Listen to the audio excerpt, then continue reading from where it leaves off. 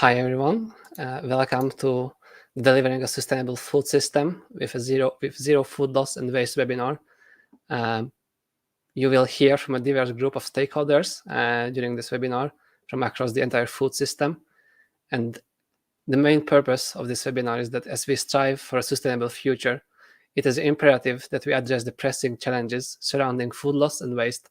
And this webinar serves as a platform to explore innovative solutions and practical strategies to minimize food loss and waste while establishing a resilient and sustainable food system. And with that, I would like to introduce our very first speaker, Dr. Ifeinwa Kanu. She has been holding or leading IntelliDigest for quite a while already, and she's passionate about nature, engineering, and to solve the food system challenges that are currently present. I'd just like to welcome her. Yeah. Hi, Faith. Hello, thank you very much, Theo, for the kind introduction, and very exciting day for us today as we recognize the International Day of Awareness of Food Loss and Food Waste. It is a global issue that requires an urgent attention for us to be able to address this challenge. It's also a very important day for us at IntelliDigest as we mark 7 years of IntelliDigest, 7 years of ensuring and working hard across the food system to ensure that more people have access to good food. I think it's also important to mention that this day, the IntelliDigest was formed on the 8th of September 2016.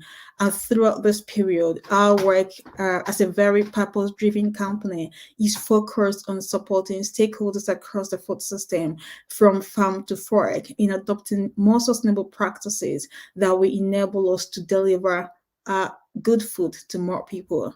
We carry out our activities through technology innovation and also through capacity building. But why is this important at this time? Well, in the face of increasing population, unsustainable food production and consumption patterns are common thread, running through many of the greatest challenges facing humanity today. We know by 2050, we'll be having a population of over 10 billion people. And for us to feed them sustainably, we can't continue the way we grow, we distribute, and we consume food today. There is need for us to change and make sure that the way we grow food, the way we distribute and consume food today, do not have an adverse impact on our health and the environment. Between 2000 and 2010, large-scale commercial agriculture accounted for 40% of tropical deforestation, and local subsistence agriculture was not far behind, accounting for another 33%. The more we produce, the more we tend to waste, while over 1 billion people do not have access to food.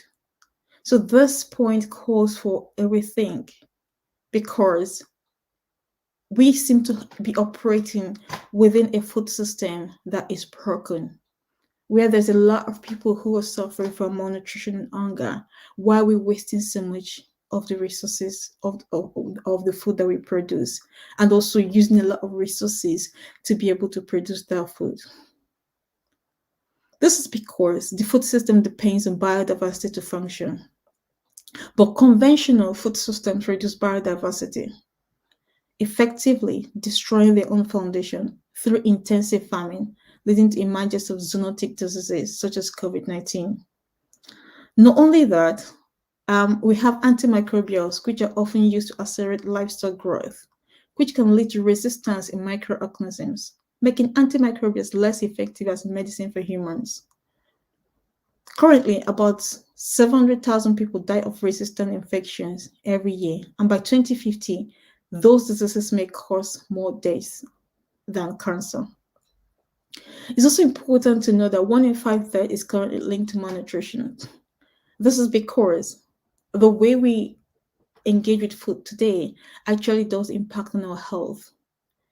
We have over 1.9 billion people who are currently obese, which means that we continue to have increase in non-communicable diseases, so having more chronic diseases that we need to deal with. There's been a lot of buzzwords like food as medicine and food is medicine.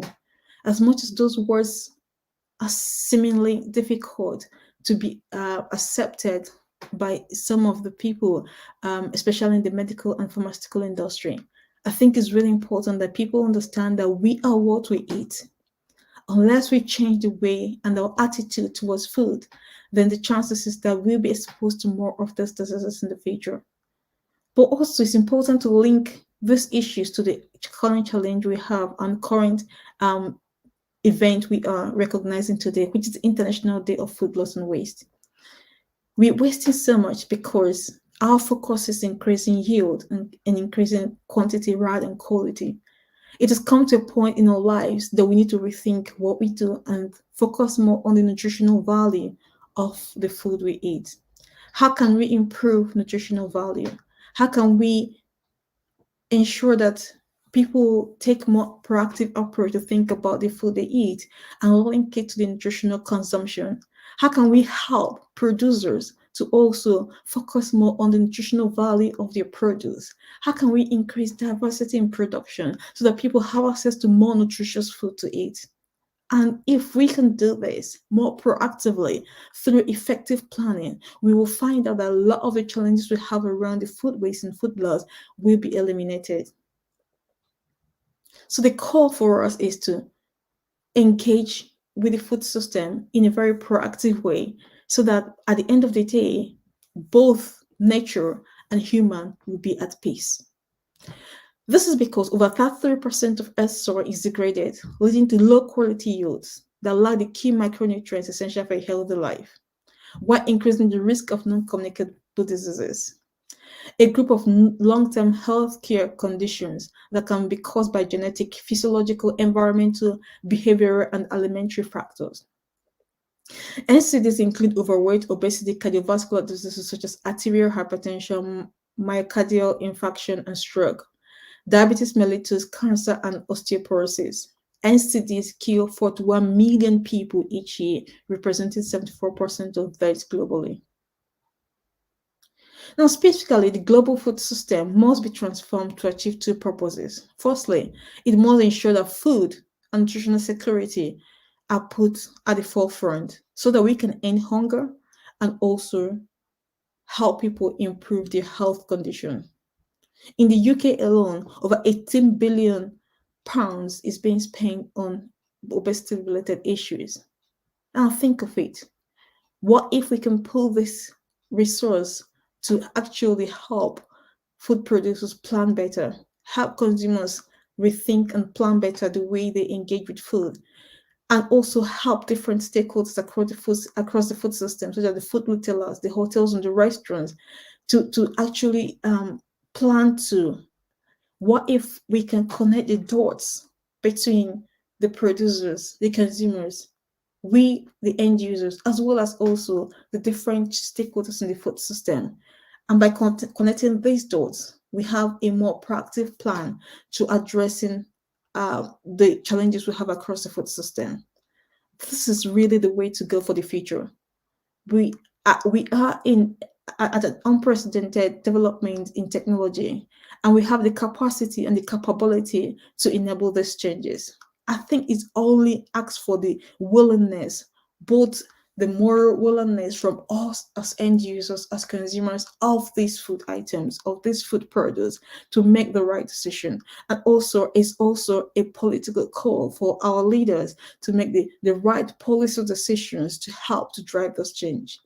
I'm very pleased that today we have in our midst representatives of policy organizations who and also governments, as well as all the stakeholders within the food system who are contributing their different strength into making this possible. And we're going to be hearing from each and every one of them. And I'm hoping there's a lot that we can learn and there's a lot we can collaborate on to be able to drive this change. So as we celebrate 7 years of IntelliDigest today, I'm hoping that the conversation opening this event will help to stir a lot of thinking and also inspire action for the future. Thank you so much for being part of this, and I'm looking forward to learning from the panelists hearing more about your thoughts in the chat session and the questions you're going to be raising, because we are here to really have a meaningful conversation and pulling resources together to ensure that we drive the right change within the food system. And that change is to empower stakeholders across the food system. You and myself, the consumers, the producers, the different other players within the food system, so that we can adopt more sustainable practices with overall and overarching aim of ensuring that more people have access to good food. Thank you very much. Yeah, thank you, Faye, for your insight and highlighting the current and existing challenges that are within the food system, and also for working tirelessly towards solving the issue. With that, I would like to introduce our next speaker, Lily Lockhart. She works on promoting sustainable food systems at the United Nations Environment Programme. At UNEP, she supports the facilitation of capacity building regional workshops on food loss and waste, development of the Food Waste Index report, and research on strategies and approaches to meet the SDG 12.3 goal of halving food waste and reducing food losses by 2030. Lily joined UNEP after completing her bachelor's degree at Stanford University, where she studied Earth systems, an interdisciplinary major considering the relationship of human and environmental systems through coursework that range from economics to environmental justice. Her prior work experiences at Los Angeles Mayor Office of International Affairs and nonprofit County Design Initiative were focused on advancing equity and sustainability through civic and design interventions at the city level. And with that, I hand over to you, Lily. Thank you so much. Hi, everyone. I'm Lily, and I'm so delighted to be here today with you on the International Day of Awareness of Food Loss and Waste to talk to you a bit about what UNEP does in tracking progress and delivering SDG 12.3. So, like Dr. Kanu, I'm going to start with some staggering statistics. Our 2021 Food Waste Index found this estimated 931 million tons of food wasted in 2019, and that's about 17% of all food that was available to consumers in that year. And we come to this problem from many different entry points. Food loss and waste generates 8 to 10% of global greenhouse gas emissions, particularly methane, which is a potent greenhouse gas responsible for about 30% of the current rise in global temperature. It's also a very costly problem, estimated at $940 billion per year. And all of this is happening in the context of an ongoing food crisis. 1 in 9 of us, or 828 million people, are affected by hunger, and many more than that, about 3 billion, cannot afford a healthy diet. Additionally, there's this connection to biodiversity loss. 28% of the world's agricultural area is used to produce never-eaten food, and we know that the conversion of natural ecosystems for agriculture is a leading cause for habitat loss, yet this is land that is producing food that will never make it to a plate. And this is equivalent to about 1.4 billion hectares of land. So a waste of food is a waste of land that is precious, culturally significant, and critical to ecosystem health and carbon sequestration. And so UNEP's efforts on food waste reduction take place in the context of SDG 12.3, halving global food waste and reducing food losses by 2030. And the work that we do kind of takes place in 4 domains: data, advocacy, cooperation, and capacity building. And so I'll be talking kind of on 2 of our main projects today. And to speak a bit to data, SDG 12.3 provides a clear framework to measure and track progress on food loss and waste reduction. And just to kind of establish, food loss is what happens at the producer side, so food that is lost at production or along the supply chain, whereas food waste is more the consumer side, things that happen in the household, at retailers, and in food businesses. And so UNEP publishes the Food Waste Index, whereas FAO produces the food loss index. And so this is our food waste index report from 2021. A new one will soon be launching at COP28, and it will contain double the data points of the first. And the Food Waste Index report is the most comprehensive assessment of available national and global food waste data. And it also shares guidance and methodologies for countries on how to conduct these measurements, because global food waste data remains limited and measurement approaches have been highly variable. Yet this information is critical, and collecting this data can help countries identify where they need to act. And they can also see what sectors in which they're wasting most food. Is it in the household, in restaurants, which foods are being wasted, and start to get into why why each piece is being wasted. And having this data can inform and enhance government's climate action. So a little bit on what we do and how we do the Food Waste Index. First, we do an online literature review of many studies from all over the world, and we filter out just the ones that deal with direct measurement and are fit for our purposes. And then we can adjust the data for underestimation or errors before normalizing it to per capita per year. And then it's possible to extrapolate estimates for countries that didn't have any estimates if a nearby country with a similar income level did. And we give each estimate a confidence rating.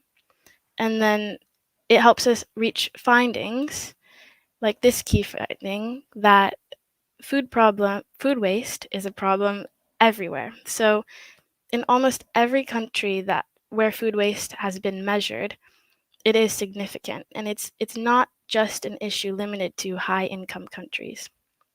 And you can see that here. So then this helps us make the case that middle and low-income countries also really need support in tackling household food waste, which brings us to capacity building, another kind of domain that we work in, and the second project that I want to kind of share. These are our regional food waste working groups. So in partnership with RAP and Go for SDGs, UNEP hosts a series of workshops to support participants from these 25 countries in these 4 regions to develop capacity on food waste measurement and reduction. And our participants come from across sectors, government, NGOs, academia, businesses. And many of these countries in the working groups are focused on baseline setting and creating a case for action. So in these workshops, participants will learn about best practices and approaches for food waste reduction and measurement. They'll also get one-to-one support, and they'll be able to, importantly, kind of see initiatives happening that are in their own regions and be able to exchange with fellow participants. And so the waste hierarchy is this globally recognized approach that's been used for many years for making the most of resources. And this informs all of the content for our working groups and our workshops that I'll talk a bit more on the next slide. But you'll see that we're talking about things that happen at several stages of this kind of intervention. So the 4 kind of key approaches that we're talking about in this installation of workshops has been consumer behavior change, public-private partnerships, circular food systems, and the transition to a more circular food system, and policy and NDCs. And I just wanted to share a takeaway that we had from a recent workshop that was on consumer behavior change. And that is that consumer behavior change is not simply a call for individual action on the part of consumers, but changing consumer behavior will be a collective effort. And I found this example to be particularly illustrative. So it's not unusual to see food packaged like this on the left, but retailers and producers making the simple change of selling zucchini or courgette loose affords consumers the choice to buy just what they need which is important particularly in smaller households and single-person households that are on the rise globally. And not to mention, this could also result in a reduction of plastic and also cost for the businesses as well. In the workshop, it was mentioned that, for example, in the UK, 70,000 tons of plastic are used every year to package fresh fruits and vegetables. So this is a simple change, but this is an example of an effective intervention consumers wouldn't be able to make alone. And it really will take all kinds, policymakers, business partners, to enable the behavior that we want to see, the behavior changes we want to see. And businesses are stepping up to take responsibility to make it easier for their customers to reduce food waste at home. And also on this International Day of Awareness of Food Loss and Waste, I wanted also to place a spotlight on youth, because children and young people will shape the food scenario of the future. And I put this asterisk here because they are already shaping it. Youth were very present organizers at the UN Food System Summit, and they had very clear demands surrounding the marketing of unhealthy foods that target children, or decent wages for food workers, many of whom are youth, and just building a more resilient food system in general. But to bring this to food waste, what we know about children and food waste is that studies have shown that households with children are more likely to waste food than households without children. And this is due to a series of factors, but children are unpredictable eaters. They have varying appetites. They can be picky or easily attracted to marketed foods. So it's hard to plan for them and also to shop with them. And it also can be said that parents may also overprovide for children in wanting to fulfill caretaker duties in ways that may result in food waste as well. And then what we know about young adults from a study done by Zero Waste Scotland is that 18 to 34-year-olds waste proportionally more food than other age groups. And the study followed the habits of university students. And they found that this is like a stage of life where most people are starting to provision food for themselves independently for the first time. So a lack of skills or experience surrounding food planning, preparation, and management, or also a lack of proper fridge or cupboard space for storage, and a schedule that's unpredictable or very last minute, also results in increased food waste. So one thing in common among youth all across the board is that youth are building habits now that they're likely to keep for a long time. Young parents too, as they become a parent and have to relearn these skills in food management provisioning for their kids, are also building habits. So when we're talking about consumer behavior change, thinking about targeting our efforts to meet people in these phases of life could be hugely influential. And schools are a great and direct place to meet youth and educate them on being food conscious citizens and consumers. So this is a project from 2020 where UNEP worked with nonprofit edible schoolyards to make these lesson plans that introduce young students to the path food may take before getting to kids' place and the scope of the problem of food waste in creative and digestible ways. So the lesson on the left shares how many dishes around the world have been born out of a way to save food. Dishes that we know like ravioli or fried rice or French toast or pickles even.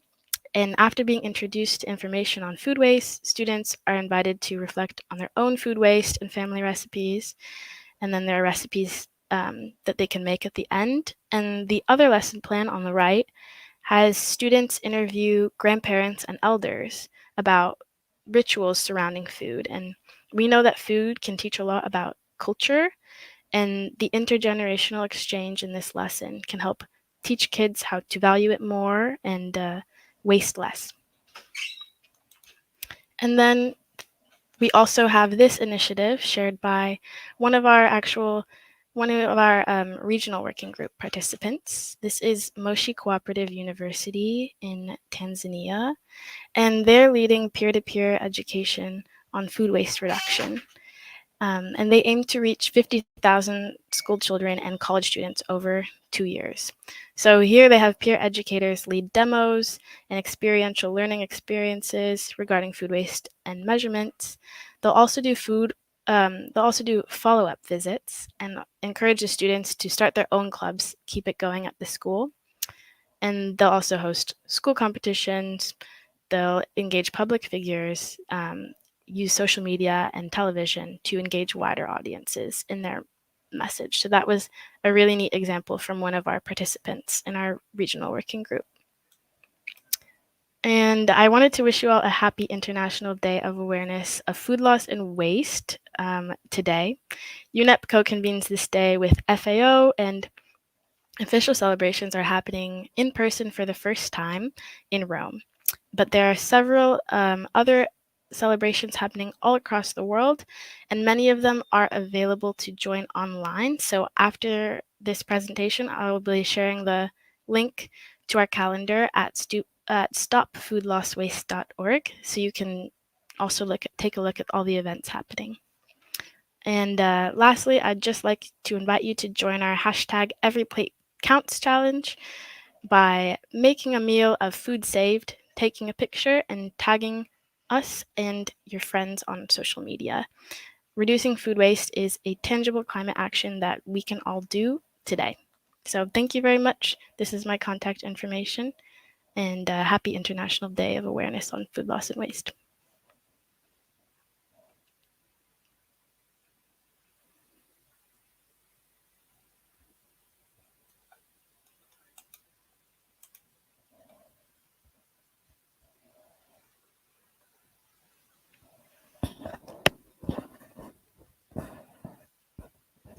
Hi, sorry, Dr. Kanu, I'm unable to hear you.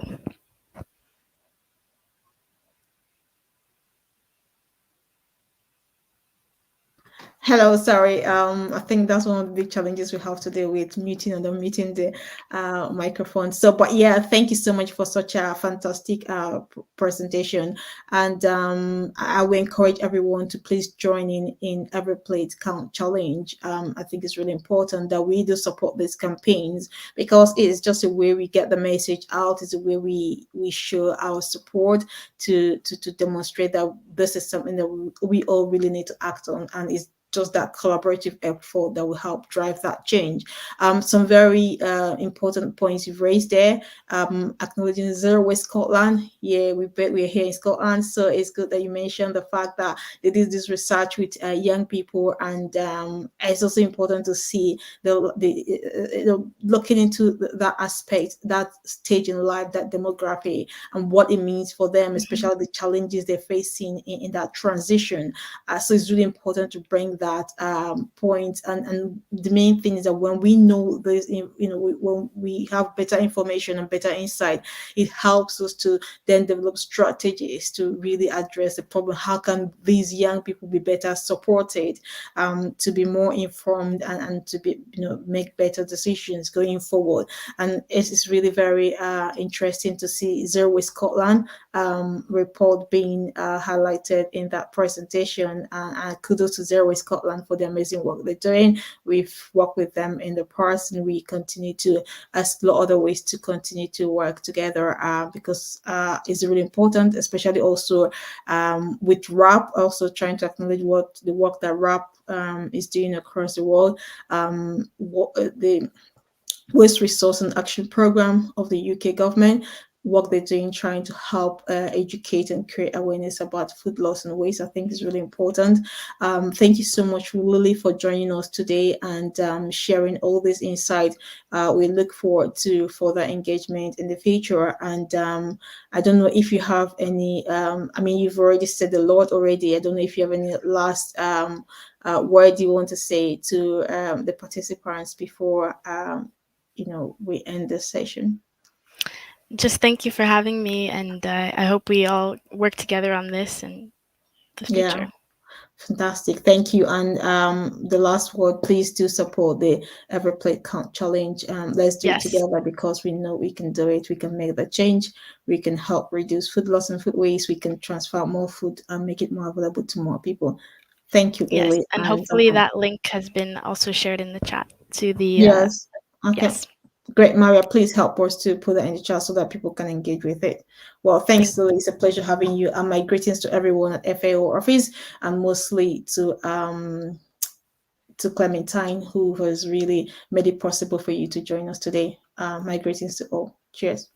Thank Well, it's quite an insightful presentation that we've had already. I hope we've got some key takeaways from that. I just love when we have actions to take after presentations. Do engage with the Every Plate Count Challenge. Let's make this work. Moving on now, we'll be having a quick 5-minute break. You do stay with us as we come back for a fireside chat with one of our Global Agri-Food Techpreneur alumni.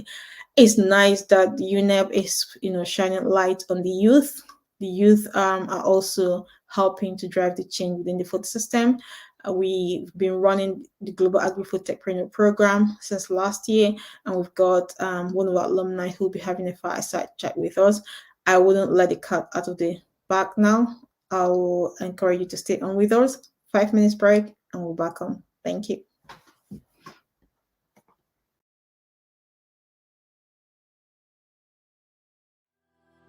Did you know 1 in 5 deaths every year is linked to malnutrition?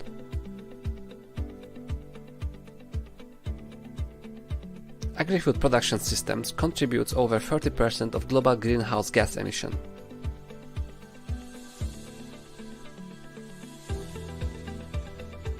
And we waste over 1.3 billion tons of food every year. While we waste a greater part of our time shopping for food we do not need and growing food that we end up wasting. These are some of the biggest food sustainability problems facing the planet today, but it's become easy just to say, what can I do? This is where the World Food Tracker comes in. Through the World Food Tracker, it has now become easier for you to plan to save. By planning your food diary on the World Food Tracker, you will discover locally produced food that nourishes your body and improves your health with zero impact on the environment. And here's how it works. You make your food diary using recipes from the World Food Tracker.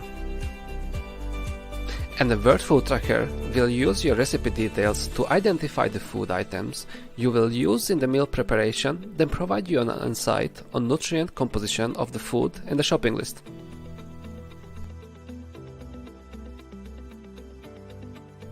Through the Plan to Save campaign, we work with local food producers to ensure that food is produced sustainably.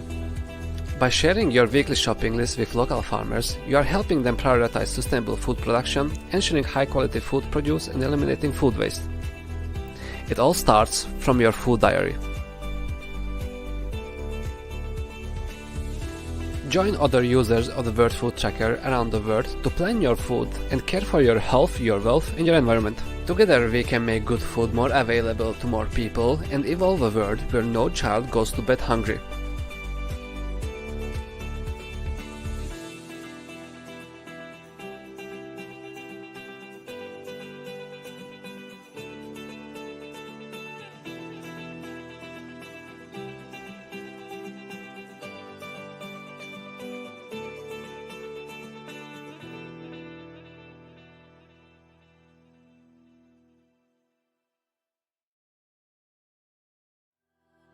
Did you know 1 in 5 deaths every year is linked to malnutrition?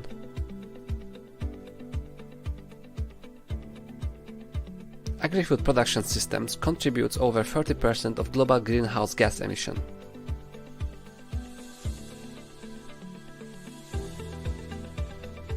And we waste over 1.3 billion tons of food every year.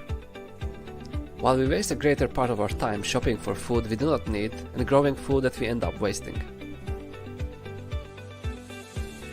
These are some of the biggest food sustainability problems facing the planet today, but it's become easy just to say, what can I do? This is where the World Food Tracker comes in. Through the World Food Tracker, it has now become easier for you to plan to save. By planning your food diary on the World Food Tracker, you will discover locally produced food that nourishes your body and improves your health with zero impact on the environment. And here's how it works. You make your food diary using recipes from the World Food Tracker. And the World Food Tracker will use your recipe details to identify the food items you will use in the meal preparation, then provide you an insight on nutrient composition of the food and the shopping list.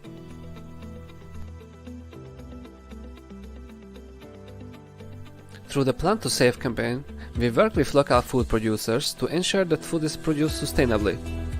By sharing your weekly shopping list with local farmers, you are helping them prioritize sustainable food production, ensuring high-quality food produce and eliminating food waste. It all starts from your food diary. Join other users of the World Food Tracker around the world to plan your food and care for your health, your wealth, and your environment. Together we can make good food more available to more people and evolve a world where no child goes to bed hungry.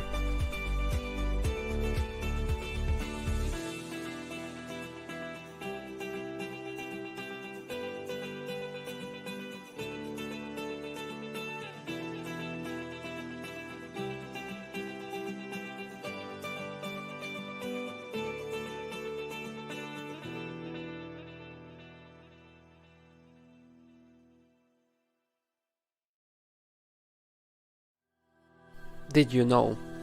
1 in 5 deaths every year is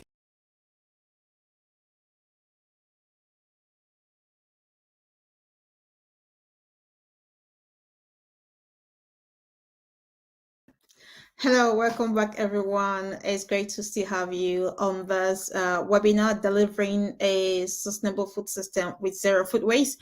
At this session, we'll be having a fireside chat with one of the global agri-food entrepreneur alumni. So the Global Agri-Food Techpreneur program has been set up to support young people, mostly young graduates across the world, to engage with the food system and solve food system sustainability challenges as it pertains the country where they are resident or where they are based. So we're pleased to have Caleb with us today.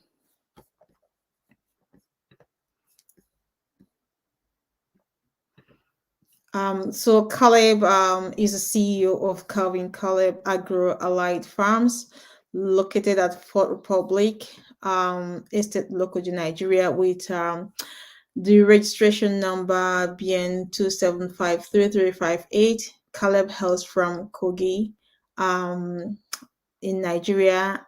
He has a bachelor's degree, and he's a business entrepreneur with a zeal to drive food production and reduction of severe acute malnutrition in Africa. Other business schools attended also include African Community Bridge Foundation, and he's been very a great advocate for improving access to good food to people within his region. So I'm pleased to have Caleb join us today for this fireside chat.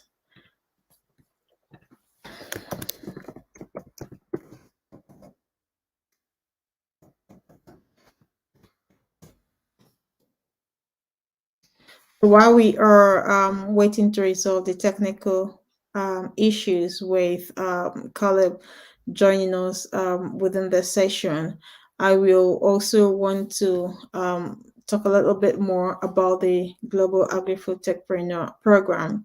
So the Global Agri-Food Techpreneur Program is really a collaboration with different partners who have engaged with us. We're very thankful to the Royal Bank of Scotland that have provided support for us to be able to engage with these young graduates, where we provide them the platform to understand more about the food system, understand the sustainability challenges we have across the food system, as well as also try to identify ways they can help to address these challenges.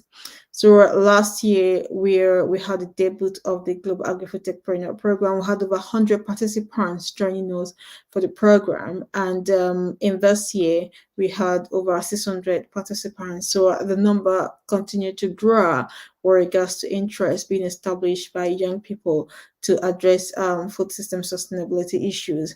And we're looking forward to more increments as we move on to launch the program in our upcoming webinar, which will take place on December 5th as we recognize the International Day of Banking as well as the World Soy Day. We'll be looking into financing a sustainable food system, and this is an opportunity for us to showcase these global agri-food techpreneurs who have participated in the 2023 session. As we do that, we'll be looking to launch the next Global Agri-Food Techpreneur Program for 2024. And we hope that we'll have more engagement and more young people participating in the program. So, I'm really excited about this and looking forward to it. And so do and get in contact with us if you see an opportunity to support these young graduates in what they're doing within the food system, because we will love to work with you. We're looking at financial organizations, we're looking at universities and academic institutions who can actually support. We're also looking at governments across the world, member states who are interested in supporting these young graduates from their countries to really progress with delivering a sustainable food system. So with that, invite for the Global Agri-Food Techpreneur 2024 cohort, I'm pleased to be joined by Caleb. Hello, Caleb. How are you? Hello, Mrs. Ifine, or Dr. Ifine, sorry. I'm fine. How is your day going? I'm fine. It doesn't matter. The title, I remain Ifeyi Wakano. So very much pleased for you to join us today. I know that you participated in the Global Agri-Food Techpreneur Program in 2022. I just so pleased to see that your agri-food business is still doing very well. I would like you to make a quick introduction about yourself and what you do. Thank you. All right, thank you. I'm by name Caleb Abogede, and I'm a Nigerian. I hail from Kogi State, and I'm a BSc holder in accounting. But based on the zeal I have for entrepreneur and for business, I delved into business school, and I actually started my business also. I went into agriculture because, they say agriculture is now the new oil of Nigeria and in Africa also. So starting my journey in agriculture was the zeal I had for production of food and helping the young ones to have a nutritious meal. So that made me to delve into fish farming and fish production, of which by God's grace, the business is actually booming. It's doing well. Now we are no longer producing, but we are also smoking, and we sell the smoked ones, we sell the raw catfish, and the business is going from strength to strength. And kudos to the IntelliDigest, kudos to you, Dr. Ifeanyi, that brought me on board last year, which I did my course, and it was actually very interesting. And with all the knowledge that I was able to acquire, I put them into work, because there must be an action point that you have to take when it comes to business. So I put all those action points into work. And today, the business is actually moving from places to places. Now I could, based on like, I supply the fish product, even the omega-3 oil, I supply them all over Nigeria. So it has actually been a wonderful one. Thank you. Fantastic. I'm very pleased to hear the success and the progress you are making over time. It will also be good if you can share some insights in terms of your journey. how you started, and I know it's never easy to take that bold decision to say, okay, yes, I want to go into this. As much as there's a lot of, there could be some hype there to say, farming is the oil for the future, but it never comes easy to take that decision. So how did you manage to overcome, the fears, and be able to say, this is time, I get to do it, and you started and you've continued to progress? Okay, thank you. Quick one. Well, after my university courses, and I had to like come back and have a rethink, like, okay, am I really going into a white collar job, or I should follow through my passion? Well, I thought about it. I was like, okay, it's gonna be fine. There's this thing they call multiple streams of income. It's gonna be fine. Like, okay, I could just have a white collar job, but my dream is still my dream. I still want to be the CEO of myself. I still want to run my company. So that prompted me, like, okay, just start something.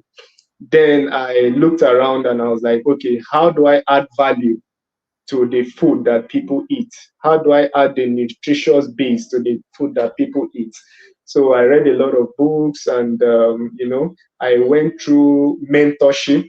So I could say that's just the basis of my dream, because I had a mentor that I usually look up to. His company is also very big in Nigeria here. It does fish production and smoking of fish also. So I went through, I saw it, and I was like, okay, it's doable. Based on someone is doing it and it's succeeding, okay, let me just put it in this way. So I started very little. In fact, it was actually a rough road for me, based on I just left school, and startup capital was a big problem. It became a big problem. So I had to like go and source for loan, go and source for this and that. But God came through, and I actually took a loan from a friend of mine who literally believed in me, and say, okay, you have the idea, let me support your business. So I started very little, and started, built some ponds. I think I started with just only a pond that I built out of that money. Then I said, okay, no problem, there's no giving up as long as you are moving. So I just, even the fingerlings that I got at the initial stage, it was on credit. That is, I took those fingerlings on credit, and like, okay, let me just start it this way. So I started very little. I think I started with just like 500 fingerlings. Then consistency, patience, and a lot of hard work to be put in. Business is not really easy, especially in this part of the country that we are. There are a lot of entrepreneurs out there, and they are not actually seeing the startup capital. So it's really, really difficult. But when you know what you believe in, and you believe that, okay, this is your dream, you have to achieve it. Whatever it takes, you need to work. You need to put in the work, be consistent in whatever you do. Then I just started like that. Then after a year plus 2 years, it's just like putting something in the ground. You won't actually have the harvest that day. You definitely wait. So, and put in more work. That was what I did. I waited for my time, did like 2, 3, 4, 5 seasons of fishing and all that. Then after 2, 3 years, that was when I just started seeing the profit in it, and I actually started enjoying it more. But it was damn difficult from the beginning of the journey, based on a lot of mistakes also was made along the line, because when you are venturing into a business, and in the first 1 year, trust me, you make a lot of mistakes that could, if not just for consistency, it could actually close down the business. But I just made those mistakes, lost huge money. Thank God I wasn't bankrupt anyways, because I took a loan to start up that business. But because of the belief I had, even my other work that I do, I still have to like support myself from the little salary I earn and all that. just to make sure that the business is doing well and I'm actually growing the business. So in that way, I just grew the business little by little. From 500 fishes, I started producing 1,000. Then from 1,000, I started producing 2,000. Then I think last year I had a bumper production of like over 10,000 fishes. And that was when the dream now came up, like, okay, this is it now. I think I've actually hit a milestone. Then let me just diversify into the drying and smoking of these things, because I could actually, because that's where I linked it up to my mentor then in the fish farming, because exactly that's what he did. And I could actually see that there's a huge market for it. You know, people around, like in this part of the country or in this part of the world, they literally don't have this clean source of smoked fish to eat. How they dry their own, only God can just help them based on around the gutter side, you know. So it's unhygienic. Let me just say that. So that's where the deal just came in from. If I could actually do this thing in a clean way, I package it neatly, then that's excellent. Based on other people now be like, okay, now we have an alternative to the gutter production. So that was what actually brought out the idea of smoking and packaging. So of which I delved into, and today everything is fine, and we supply almost every time. We even, there was a time, I think early this year, I had a breakthrough of which I supplied to UK, I supplied to USA also, and everything just went well, and you know, via DHL delivery and everything. So we are still on it, and we are still growing. We are still growing.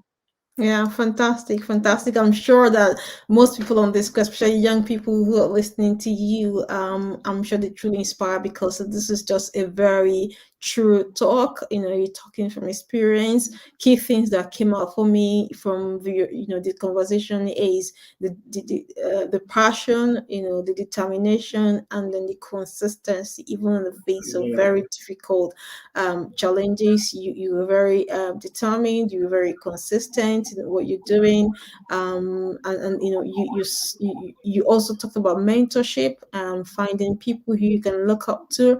And I think very important, the fact that you try to create a structure around yourself from day one was very helpful to be able to make the progress you made. And I think also finding people who believe in you is very important. So it's really nice to see that you were able to get that initial start loan to kind of kick off what you're doing.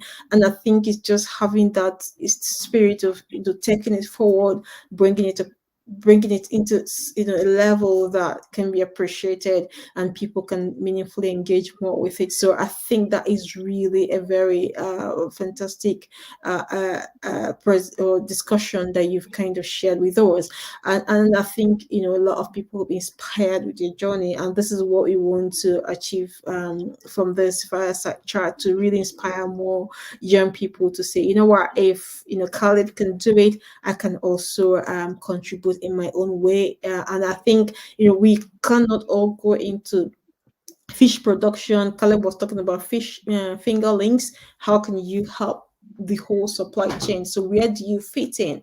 Do you provide fingerlings, seed, or help to get the product to the user or end user who is going to use it? There's a lot. That's just the beauty of the food system. The diverse structure of the food system means that we all have a role to play in one way or the other. And the more we can take a more sustainable approach to doing that, I think that's really important. So thank you so much, Caleb, for throwing that light to this conversation. So I think one of the things you did was to make decision to go into fish Yeah. production. Yes, you actually had someone who was doing that, who you actually worked with. Was there any other thing that was made it really stand out for you? What kind of research did you do initially, and how has the global agri-food tech program really helped you in the progress you've made? Okay, I when I actually wanted to start, because there is this proverb that says You don't, when you just see a big river, you don't jump in with your 2 feet because you don't know how deep it will be. So when you want to like start up a business, you must have to research about the business based on maybe you source for material from local people, like that's research material I'm trying to say here. So you source for materials, you source for even online materials also, right? There are a lot of online materials. Whatever business you want to go into, there are a lot of online materials. You are not the first who is going to start up that business. So there are people who are already ahead of you. There are people who are already doing excellently well in that field you want to delve into. So I just feel like during that time I was opportune to like meet on the person who was mentoring me one on one. But most times it might not be as easy as that.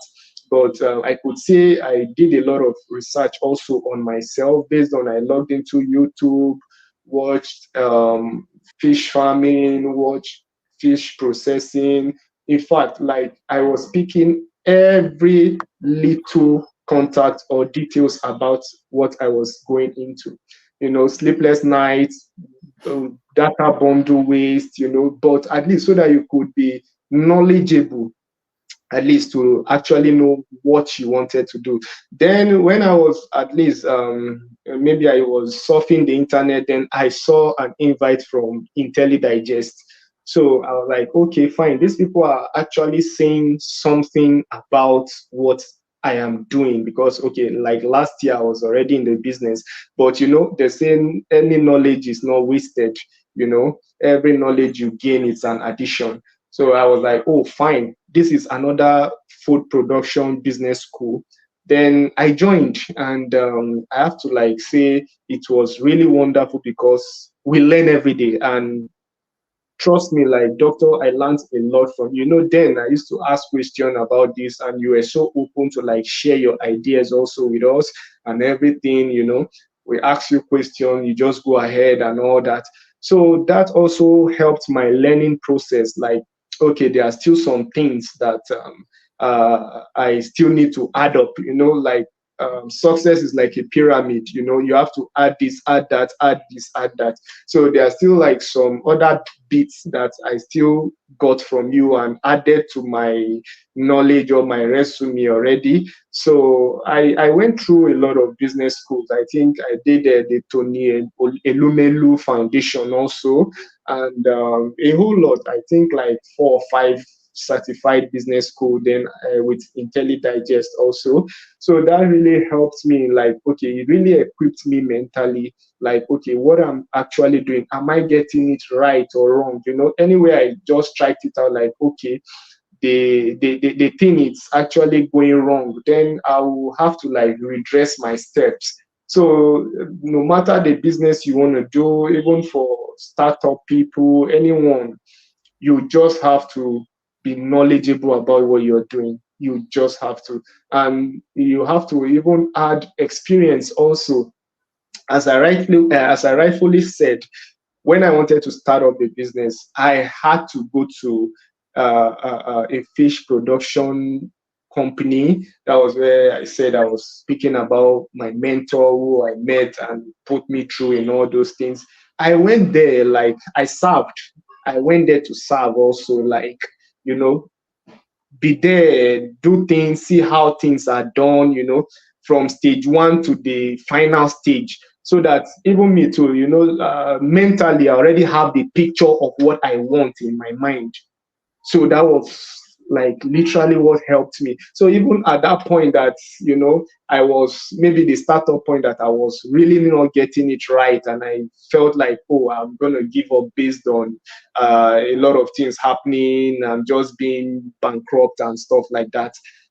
I still thought about it, and that mental picture that has already been created in my mind, like, oh, this person did it, passed through this stage, and look at where he is now. Of course, that means me too. I have to like put myself together and do it that same way. Then I'll get the right result. So that picture in my heart never made me to give up. Like, see where I'm going to. I already had that picture in my mind. So I never gave up. I was like, and I would not give up until I get there. So that prompted me to like pass through that stage. And after that stage, everything just became so simple and it's moving fine. Yeah, I think I just love what you're saying because knowledge is power, whether it's formal or informal knowledge. You just need to make sure that you're very grounded in what you're trying to do and really, growing through it and not just kind of trying to jump into it and being patient, as you go through that growth process to learn and equip yourself and being open to learning. I think this is one of the things we discussed at the Global Agri Techpreneur Program about very a growth mindset and a fixed mindset, so really having that growth mindset to explore and to really take very calculated risk where it's needed. And I just love the way you look at the numbers too. You can tell I started with 500, I moved to 1,000, and I've got to 10,000. So you really have that understanding of what you're doing, and I think it's really important for young people to be able to see this level of commitment and an effort you've put in to be where you are today. So very, very insightful.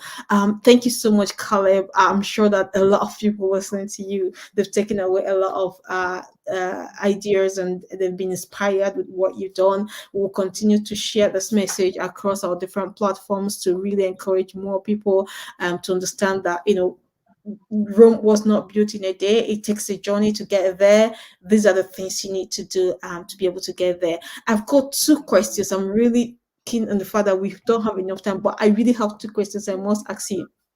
One is, in terms of finances, what do you think needs to be done to help more young people and also help you where you are to be able to move forward? And the last question, which I must just throw down so you can pull them together, is we're talking about the International Day of Awareness of Food Loss and Food Waste. What do you think about that? How are you engaging with this perspective in your business at the moment? Thank you. Okay, thank you.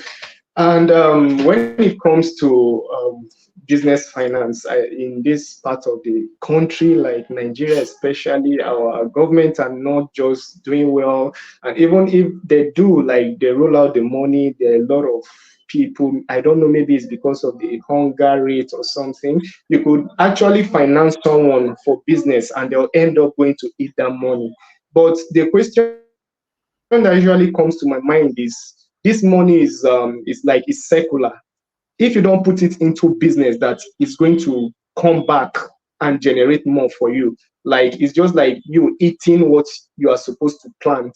So if literally you are being funded for business and you end up eating the money, then what about tomorrow? What about the future? So I urge every young person that is thinking business, entrepreneur, Greek or whatever, to just have that belief. There are some certain amount of money that you can save yourself. At least it's just that simple. Like even if you think you've tried a lot of grants or a lot of loans and it's not working out, there are family and friends, there are people you could talk to, there are organizations that I know of that you could write to. At least if they actually see what you want to do, make a proposal, be bold enough, defend your proposal. With your agility, with your boldness, and with your knowledge, you never can tell what could happen. They could fund you, or possibly the least that could happen is just what I said. You could start making your savings. Yeah. Literally Well, thank you so serious. much. Yeah, go on. Sorry. Um, Yeah. um, um, is the time up already? No, no, no, go on, go on. Okay. So if something is literally driving you, then you have to do something about it. You could save, even as little as whatever it is. You could just start saving before you know it. You could have like a little chunk of money that you can just use to start up something. You can start up something from somewhere, no matter how little it is. You can just start up I, something. I As love long that as passionate I love that passionate plea to people. I just love that. But I think there's a lot that we can actually do to establish sustainable finance for the food system. And I mean, you talked about it being able to save and do all that at the early stage, but it gets to a point where you need more finances to grow and deliver more impact. So I guess that's where you are now. And we'll be doing the next webinar on December 5th on financing a sustainable food system, and so about working with different stakeholders across the food system to see how young people like you who have been through the Global Agri-Food Techpreneur program or other programs that really geared towards helping to improve the food system can get the right support they need to be able to deliver change within the food system, especially working with multilateral development banks. But yeah, it's been fantastic to have you on board. I'm really keen for you to speak to the topic we have today, the International Day of Food Loss and Food Waste. What are your thoughts on that? Okay, that is talking about waste, right? Mm-hmm. Okay. There's this part of agri that you can literally turn waste into something meaningful, and that's the part that I am right now, that I'm still studying to, like, because there's this, when I delved into agriculture, fish farming, now I now discover that the waste of chicken, birds, and all those stuffs could literally become beneficial to the fish that I rear. So that is to say, waste is now being evolved. That is, it's just like a roller coaster. So if maybe we're talking about that, it's fine. But if we are talking about the waste product, I don't really know. Sorry about. I don't really know the aspect of the waste you are just referring to. So if I could be clarified, please. Well, I think you talked about the omega-3, which you are getting from the drying process from the fish, and then that's also an additional source of revenue for you. So I think that is you being able to make such a useful resource. And also, I'm sure there are a lot of issues with bionutrients recycling within the ponds. So and more technologies will be developed in the future for improving on that. But I just thought, because today, I mean, we've talked a lot about the Global Agri-Technical Program, and also the work you're doing as an entrepreneur within the food system. But I just felt it's really important, because we are recognizing the International Day of Awareness of Food Loss and Food Waste today. That is important that we kind of touch on that, to see your perspective on that, and also how you are engaging with that. So hopefully you've covered most of that in the conversation. But thank you so much for joining us. And I'm looking forward to hearing more of the good news and amazing work you're doing. It is a pleasure to have had you on the Global Agri-Food Techpreneur program in 2022. And as we open the opportunity on December 5th for more people to join for their 2024 cohort, we will continue to highlight the impact that past alumni have been delivering, and we will always look for opportunities to continue to support the amazing work you're doing. So thank you, Caleb, for joining us today, and I do wish you the great success. You're already enjoying the business, and more success in the future. Thank you. Thank you very much, Yeah. Doctor. And my final word Okay. for today being the day of global waste, I could say we agriculturists and all that, we could just turn waste into gold. Absolutely. Thank you so much. There's so much You're that we can welcome. harness and reuse. Thank you, Caleb, for joining us. You're welcome, Doctor. Yeah. Bye. Yeah, bye. So I'm hoping that Caleb's discussion and the points he has raised has really inspired us today. The young people, they actually can help to transform the food system. And we so pleased that through the Global Agri-Food Techpreneur Program, we're supporting them to lead that change as great change makers within the food system. And that gives me a lot of hope for the future, knowing that there is hope and we can really deliver a sustainable food system. If you want to learn more about the Global Agri-Food Techpreneur Program, please go to www.intellidigest.com and check on our services, Global Agri-Food Techpreneur Program. We're very keen to work with you, partner with us to help more young people deliver change within the food system. At this point, we'll be going on a short 5-minute break again, just to help us to set up the next panel session. We will be speaking with representative from different organizations and also from a government representative to tell us more about what they're doing to help deliver a sustainable food system with zero food waste. We're so pleased to have you today. Please stay with us. Thank you. Today's food systems are complex, leading to a series of sustainability challenges affecting millions of people, like food waste, unsafe food, food insecurity, malnutrition, and obesity. So are you ready to take direct action? If so, then the Food System Sustainability Program might be just for you. It includes online masterclasses where you can learn about new trends and tools, monthly mastermind sessions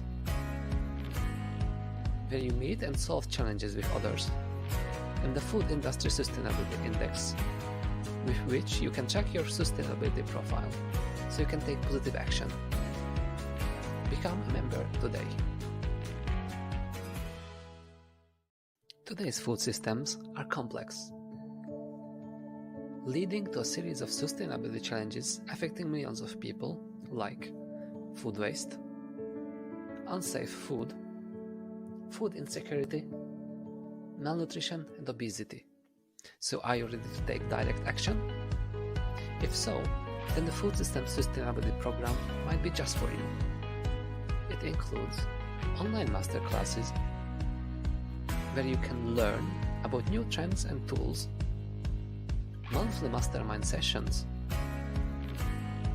where you meet and solve challenges with others, and the Food Industry Sustainability Index, with which you can check your sustainability profile so you can take positive action. Become a member today. Today's food systems are complex, leading to a series of sustainability challenges affecting millions of people, like food waste, unsafe food, food insecurity, malnutrition, and obesity. So are you ready to take direct action? If so, then the Food System Sustainability Program might be just for you. It includes online masterclasses where you can learn about new trends and tools, monthly mastermind sessions where you meet and solve challenges with others, and the Food Industry Sustainability Index, with which you can check your sustainability profile so you can take positive action. Become a member today. Today's food systems are complex, leading to a series of sustainability challenges affecting millions of people, like food waste, unsafe food, food insecurity, malnutrition, and obesity. So are you ready to take direct action? If so, then the Food System Sustainability Program might be just for you. It includes online masterclasses where you can learn about new trends and tools, monthly mastermind sessions where you meet and solve challenges with others, and the Food Industry Sustainability Index, with which you can check your sustainability profile so you can take positive action. Become a member today. Today.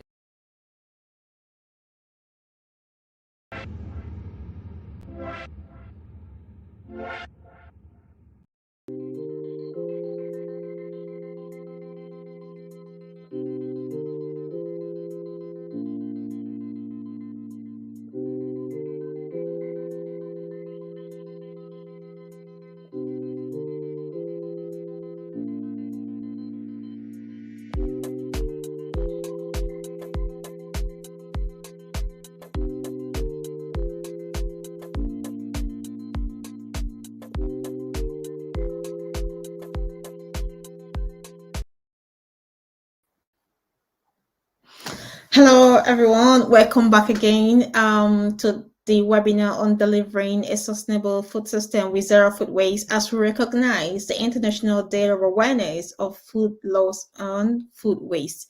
We're pleased that you're still here with us, and it's been quite a very interesting day with very insightful presentation and fireside chart with the presentation from the UNEP and also from the fireside chat with the Global Agri-Food Techpreneur Caleb. Thank you so much for being part of this webinar today. I'm pleased to progress us to the next session where we have some panelists who will share some insight with us. I am very grateful to have these excellent people join us today. And with that, I will kindly welcome our first speaker, Alba Gross Rocker. Alba is the technician on food losses and food waste at the Catalan Ministry of Climate Action, Food and Rural Agenda, DACC. She graduated in food science and technology at the University of Barcelona, master's program in food safety from 2022. She has been working on the Department of Climate Action, Food and Rural Agenda of the Catalan government in food losses and food waste prevention.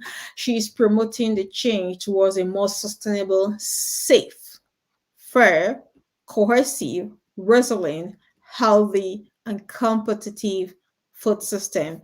It's my pleasure to welcome Alba Gross with us today. Thank you. Hello, everyone. Thank you very much for inviting me to participate in this exciting seminar. As Dr. Faya said, I am the responsible for the prevention of food losses and food waste at the Catalan government in the Ministry of Climate Action, Food and Rural Agenda. And in today's presentation, what I'll be explaining is the Catalan strategy to prevent food losses and waste as an example of a front-running region on preventing food losses and waste. Okay.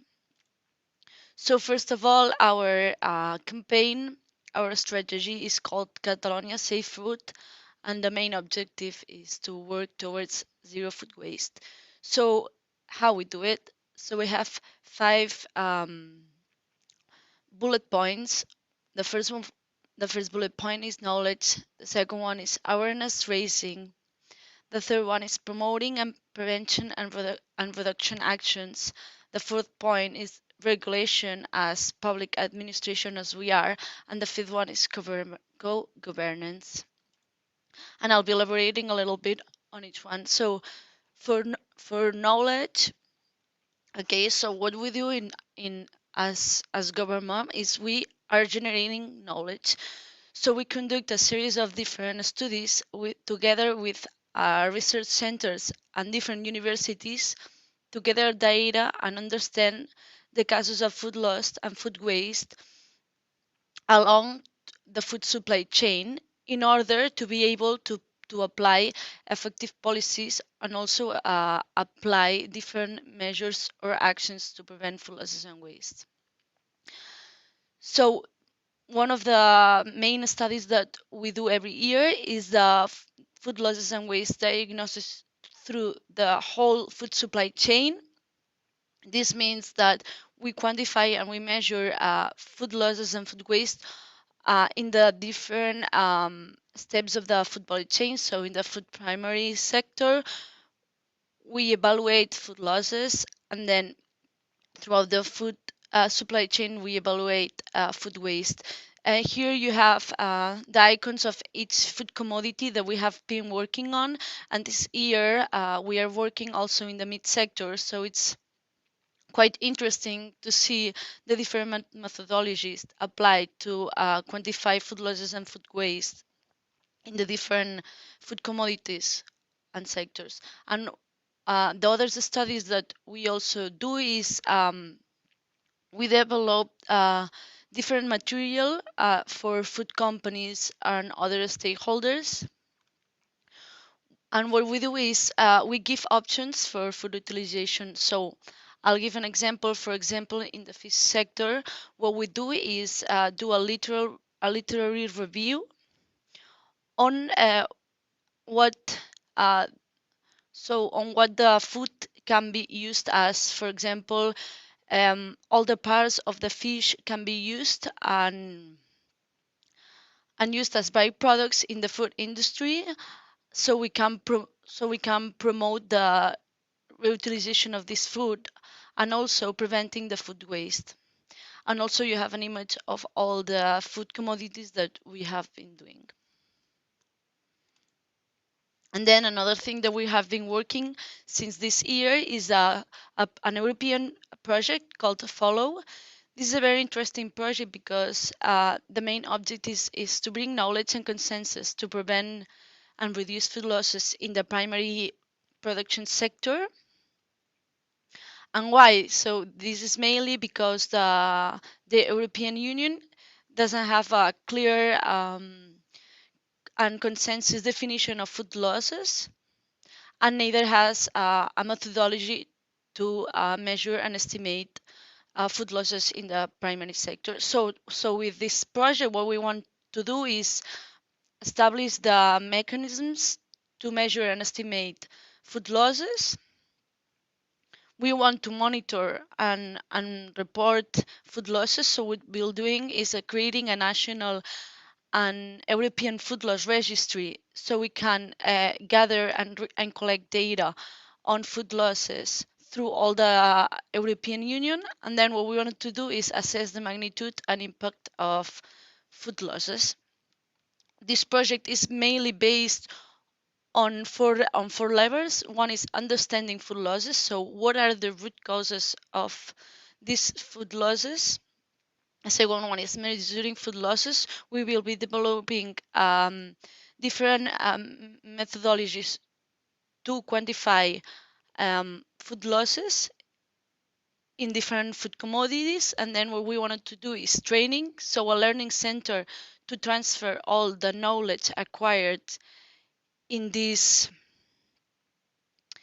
project. And then what we want to do is adopt. So we want to give some recommendations to reduce and prevent food losses, and to be able to replicate all of our outcomes in training regions throughout the European Union.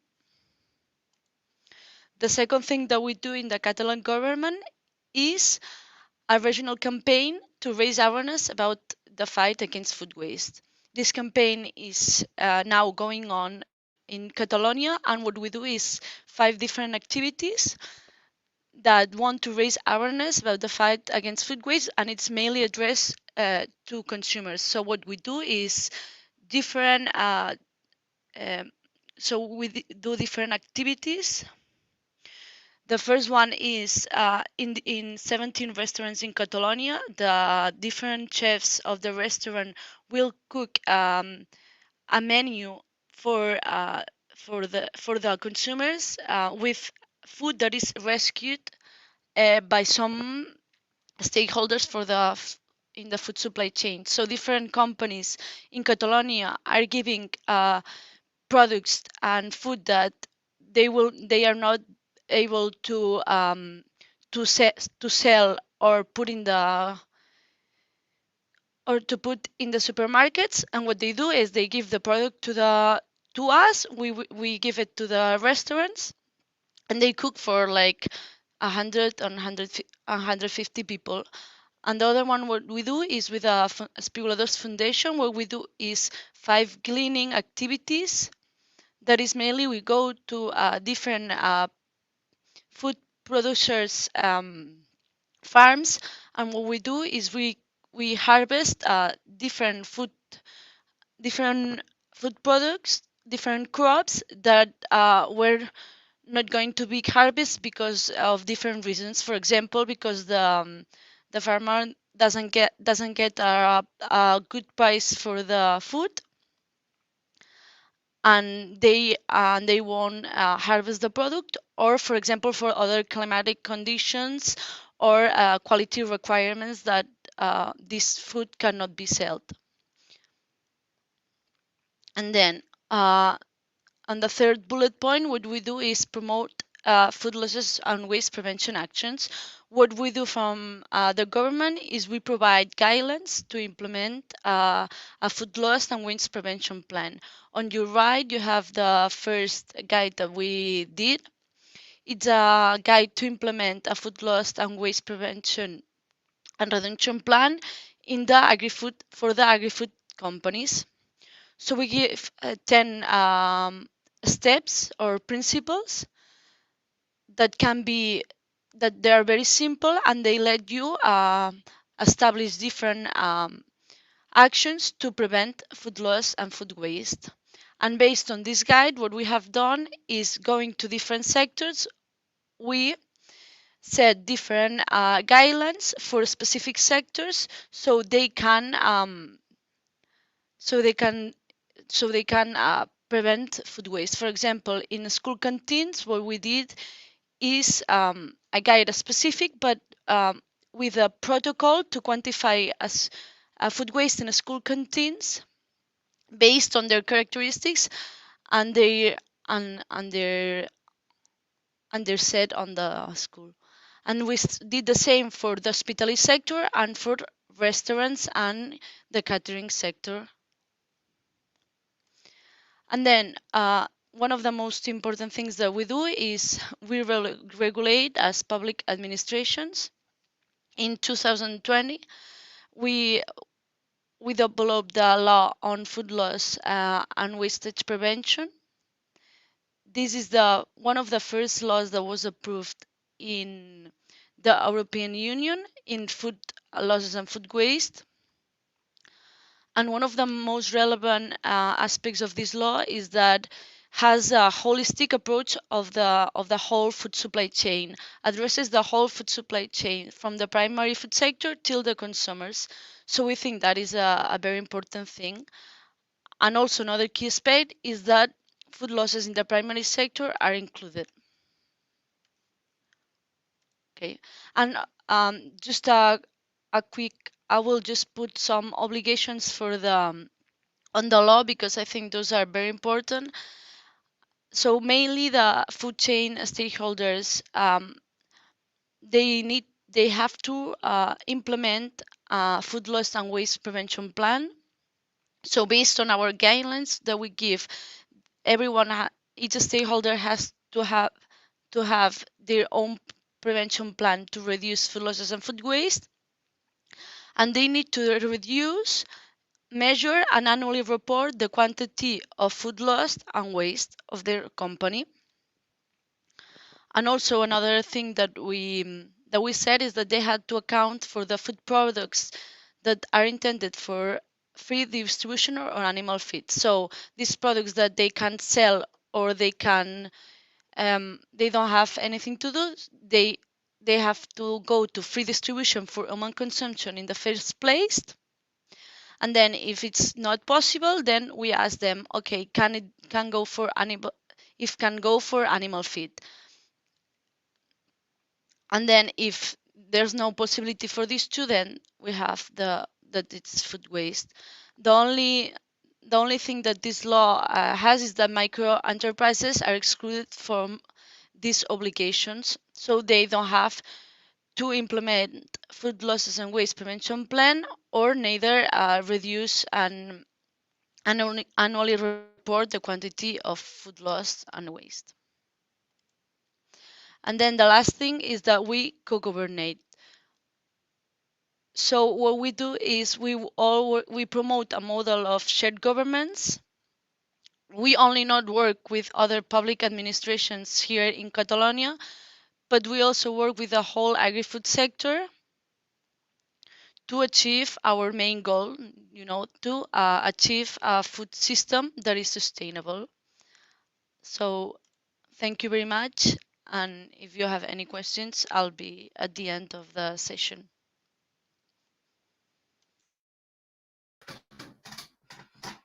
Fantastic. Thank you so much, Albert. So many points you've covered there. Co-governance, measuring, monitoring school meals, monitoring food waste within school canteens, quite a lot of information there. I'm sure questions are coming through from the participants. But at this point, I'll just say thank you for the presentation. Please do hold on for the panel session where we'll take those questions. Thank you. So I'm pleased to invite the next speaker, Dr. Yang Lu. Dr. Yang Lu is an associate professor of computer science at York St. John University. Very good friend, and very pleased to have you here, Dr. Yang. You specialize in the intersection of technology and sustainability with expertise in machine learning, cybersecurity, and human-computer interaction. Dr. Yang Lu has played a pivotal role in over 15 collaborative projects funded by EPSRC, ESRC, STFC, the UK Space Agency, and Turing Institute. Collaborating with more than 20 reputed universities, her research addresses key societal challenges, including sustainability, privacy in the digital realm, public health and well-being. She's dedicated to the ethical use of data. She combines her expertise in user experience and behavior science to develop privacy-focused, effective strategies aimed at minimizing food loss and waste within sustainable food systems. Her work is instrumental in shaping a more sustainable future for food systems globally. With this, I'm very pleased, Dr. Yang Lu, that you're able to join us today. Thank you. Thank you. Thank you for the introduction, Dr. Ife. So just before I start, can I just check if the slides is okay? Yeah? Okay. So hello, everyone. Thank you all for your valuable presence today. So it's a great honor to present on the International Day of Awareness of Food Loss and Food Waste. So my name is Yang Lu. In this talk, I will explore the role of AI in food waste reduction based on our ongoing funded project by STFC Food Network. So at the beginning, I'd like to shed a light on a common misconception. Many may believe that global hunger is about a lack of food. However, the reality is different. There's enough food to nourish everyone on the planet. Despite this fact, so 1/3 of all food produced for humans never gets eaten. So today we will look deeper into the complexity of food waste and food loss and work together to understand its various sources. So recognizing the severity of the problem in 2015, the United Nations included a food loss and waste reduction target as one of the world's 17 sustainable development goals. The objective is clear and ambitious to halve per capita food waste by the year 2030. In line with this goal,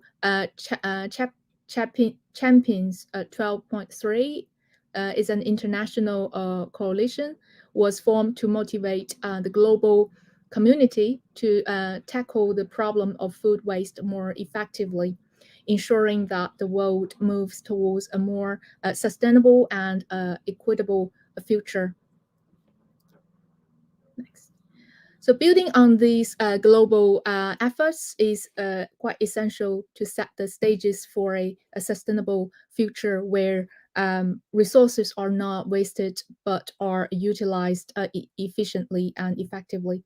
The Food and Agriculture Organization underscores the significant waste of resources like water, human labor, and energy in food production.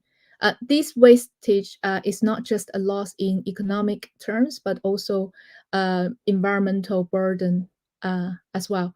So in our digital age, technology such as data analytics, machine learning, and user-centric design can drive a meaningful change in food consumption behaviors. The International Day of Awareness of Food Loss and Waste will remind us of our collective responsibility to reduce food waste and work together towards a sustainable future. So as we embrace this new reality, it's time to introduce our groundbreaking initiative that stands at the intersection of technology and sustainability. So building a food waste tracker project for responsible consumption and sustainability enhancement, led by Dr. Shuyang Li, who is based at University of Birmingham now, and collaborated with multidisciplinary academics and professionals. This project is a collective endeavor to enhance sustainability and responsible consumption, aiming to make a significant impact in reducing food waste and promoting responsible consumption in the UK, and then hopefully across the world. So the challenge we focus on is food waste in the UK. Here are some of the recent figures. So 8 to 10% of the global greenhouse gas emission comes from food waste. In the UK, almost 1 in 6 of food we buy goes to wasted. Meanwhile, the global food system is under more pressure from pandemic, economic inflation, and war. To address these challenges, I think RAP placed a resource efficiency as a primary solution. To achieve resource efficiency, we need to reduce the waste rapidly and at scale. So in this project, we are going to extend the previous work, another project funded in 2020 through building algorithm driven, funded in 2020, but we improve and enhance the work by building AI algorithms to place in interventions, also give simultaneous feedbacks to food suppliers and further engage with the consumers. To achieve that, our methodology is divided into 3 steps. So in the first step, the database integration and software development, based on existing partnership with Tesco, Waitrose, and a few local food producers in Scotland and Reading, we will integrate their food data into the database. We will also update nutrition information from the resource at University of Reading. On the other side, we will update the mobile app to enable functions of such as recording food waste by scanning QR code, also record other data such as reasons for wasting. The STFC capability here is to sit on advisory role in step 1 and guide a software application design according to the later algorithm needs in the step 3. So a special collaboration here is the application of the World Food Tracker provided by IntelliDigest. This is a stakeholder online platform, as you can see, that supports various stakeholders in the food system, from households and farmers to local authorities and consultants. So by installing either on your desktop or your mobile devices, user can access this food waste tracker to use a lot of functions and features, such as you could create or generate some recipes, pre-existing recipes in the system, or you could just build your own, and also make some long-term meal plans. For example, put in your calendar. Also, you can plan each meal by planning those ingredients and the food that you would like to eat. Based on the meal plan, you could just start plan your shopping list, for example. Also manage your food. You shopped from the supermarket and put the information such as the date of producing and also the date of expiry. Also looking at the waste performance, like the cost and also the carbon footprint generated from the food waste. So based on the existing platform, in the second step, we have co-design a user interface through identifying more user requirements and using eye tracking machine to test the usability. For user side data collection, the primary targeting locations would be in Edinburgh, Reading, and Sheffield, as well as York. The STFC will advise and monitor data collection and accumulation. So with the based on the use of the food waste tracker, we recruit participants from these areas and collect data on their food shopping and also the food waste record. And this data collection allow us to conduct behavior analysis and gain insights into the food waste by using AI algorithm. Therefore, the last step, which is the step 3, we have STFC data scientist analyze the data collected from by using the app, building algorithm to place interventions on reducing food waste and predicting future waste amount and behaviors. So with the AI model trend from behavior data, we believe there is a huge potential to effectively close the food waste gaps, especially for the individual and household.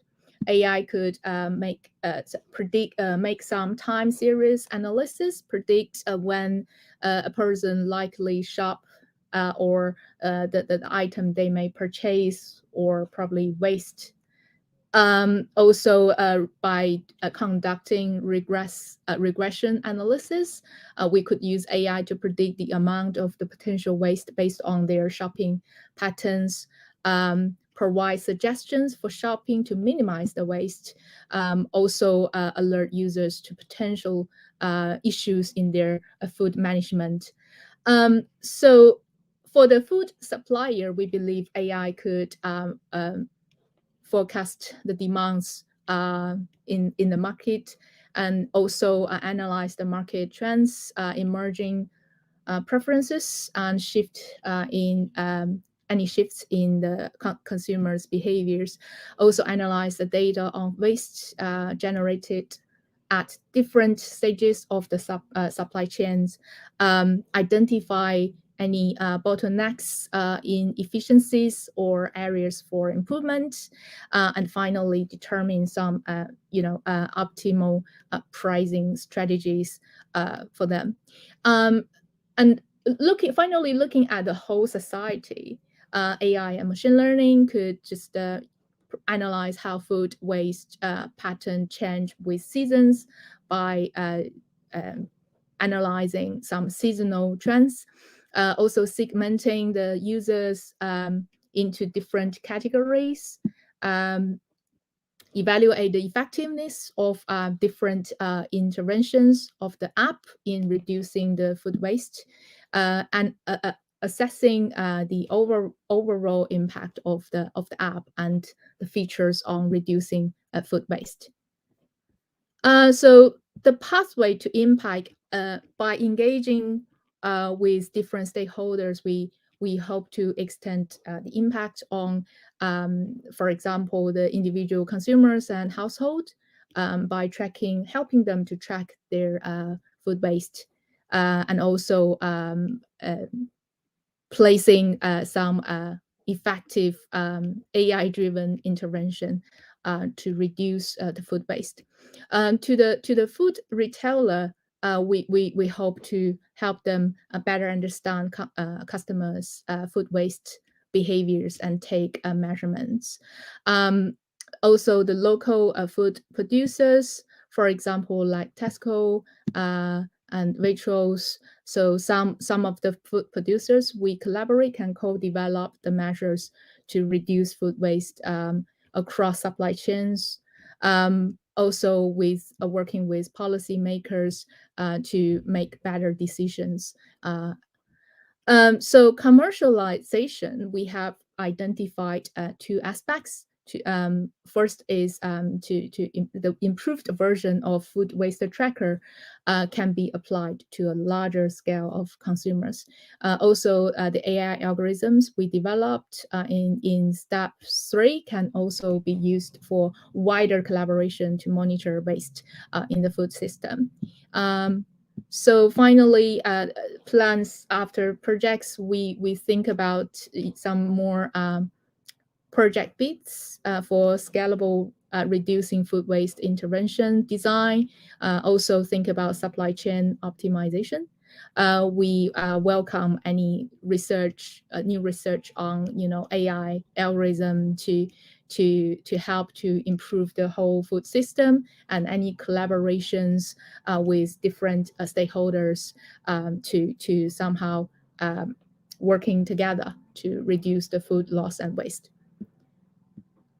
Thank you for listening, and if for any interest or question, feel free to reach out. This is our team. Thank you.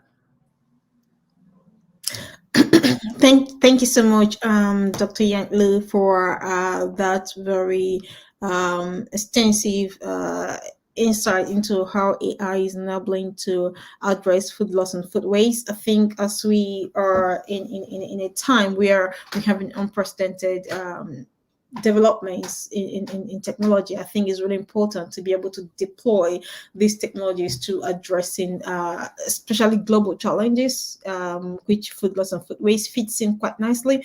And it's really important that we can explore areas where technology can help us and be able to deploy that to make these meaningful changes. And this goes back to what Lily from UNEP was saying around helping young people, especially young people, they're very used to technology, and if they're having challenges with engaging with food and that transition process, how can we really help them in that process by making technology available and useful to them? So thank you so much, Dr. Yang. Very useful information they've shared with us. And with that, we will appreciate if you stay on with us.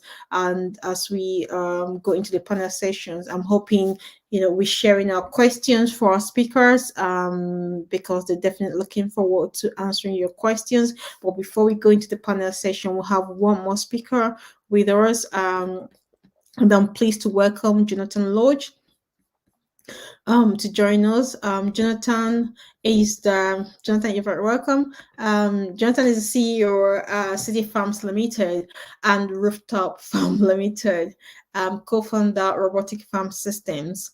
Jonathan is also the co-founder of Robotic Farm System, and is a multi-award winning entrepreneur and international speaker. Jonathan created Cloud Grow as a game-changing approach to the supply of many horticultural crops, eliminating waste and maximizing efficiency in the supply chain. This disruptive technology produces crops hyper-locally in the urban environment at the point of need, avoiding all costs of distribution with crops harvested on demand, producing the greenest and freshest crops. Thank you so much, Jonathan, for joining us to throw some insight to this amazing technology, how it works, and how people can actually use that. Thank you. Hello, thank you very much. So I'm Jonathan, founder of City Farm Systems, and our work is all about reducing the amount of resources needed to feed city populations. Along the way, I've contributed to academic books, the first about using AI in indoor agriculture, where for too long the use of data has lagged behind arable farming. The second was a chapter titled Feeding a Smart City for Springer's Handbook, where I explored a wider range of food and how growing without soil has taught me about the long-term soil health that too many ignore. Sorry, that hasn't forwarded. My apologies. I need to go there. That's better. So here we can see many of the issues that need to be addressed. Food shortages, the food not getting to the right people, and various people trying to help. Oh, this is going all over the place. My apologies. Right, no, there we are. So at City Farm Systems, we chose to look at the end goal, the need to feed a city. And this is another look at how complicated it is. This doesn't show the incredible amount of food processing food undergoes, much of which reduces nutritional values or needs potentially harmful additives to extend shelf life. So farming-like industry has adopted data and IT, but there's very little, if any, automated interaction between the distant ends of supply chains. Each forklift here can be thought of as a break in data and a point of profit taking. This means the UK sees frozen lamb arriving from New Zealand just as fresh as Welsh lambs head to slaughter, or apples and pears arriving from South Africa, Spain, Belgium, or Portugal just as British orchards start harvesting. The result is lower market prices and loss-making farmers. The economics are insane, with supermarkets in Ecuador charging more for locally grown bananas than we pay in the UK. So that might work for cash, but makes no sense when looking at carbon and sustainability. Another issue here is that we see crops harvested to survive the supply chain rather than eating or nutritional qualities. So whilst some think circularity can be achieved by donating near use-by date foods to charities, food will never be circular in the sense of cradle to cradle or seed to seed once eaten. We could also say we are flushing soil health down the toilet. Since the plant needs circularity, I think we need to start with circularity of data and of nutrients.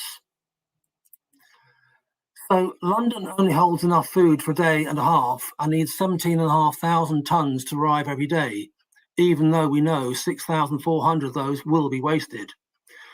So with the UK importing 84% of our fruit and half of our vegetables, that means an incredible amount of food miles. And most teenagers are taught the final mile is the most expensive. So we ask, how can a city be smart if it doesn't help feed itself? In the UK and many other countries, agritech R&D funding is heavily focused on simply pushing more food out of the farm gate, or these days the lab. Yet, as we have seen, vast amounts of cash and carbon are spent in complex supply chains, and that 40% of what arrives in cities needn't have been grown.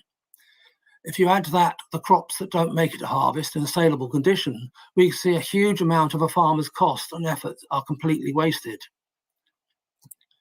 And here's another part of the problem.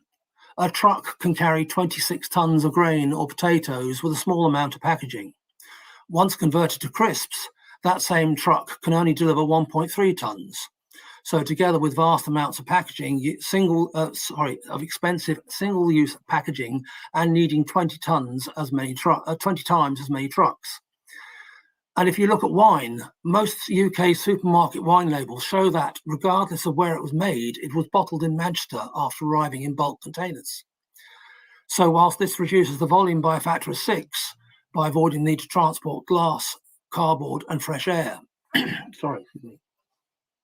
These points all factor in our thinking. And I remember last year hearing a Swedish vertical farm pitching for funds to build an 18,000 square metre facility where they intended to grow and pack 3 salad leaf varieties.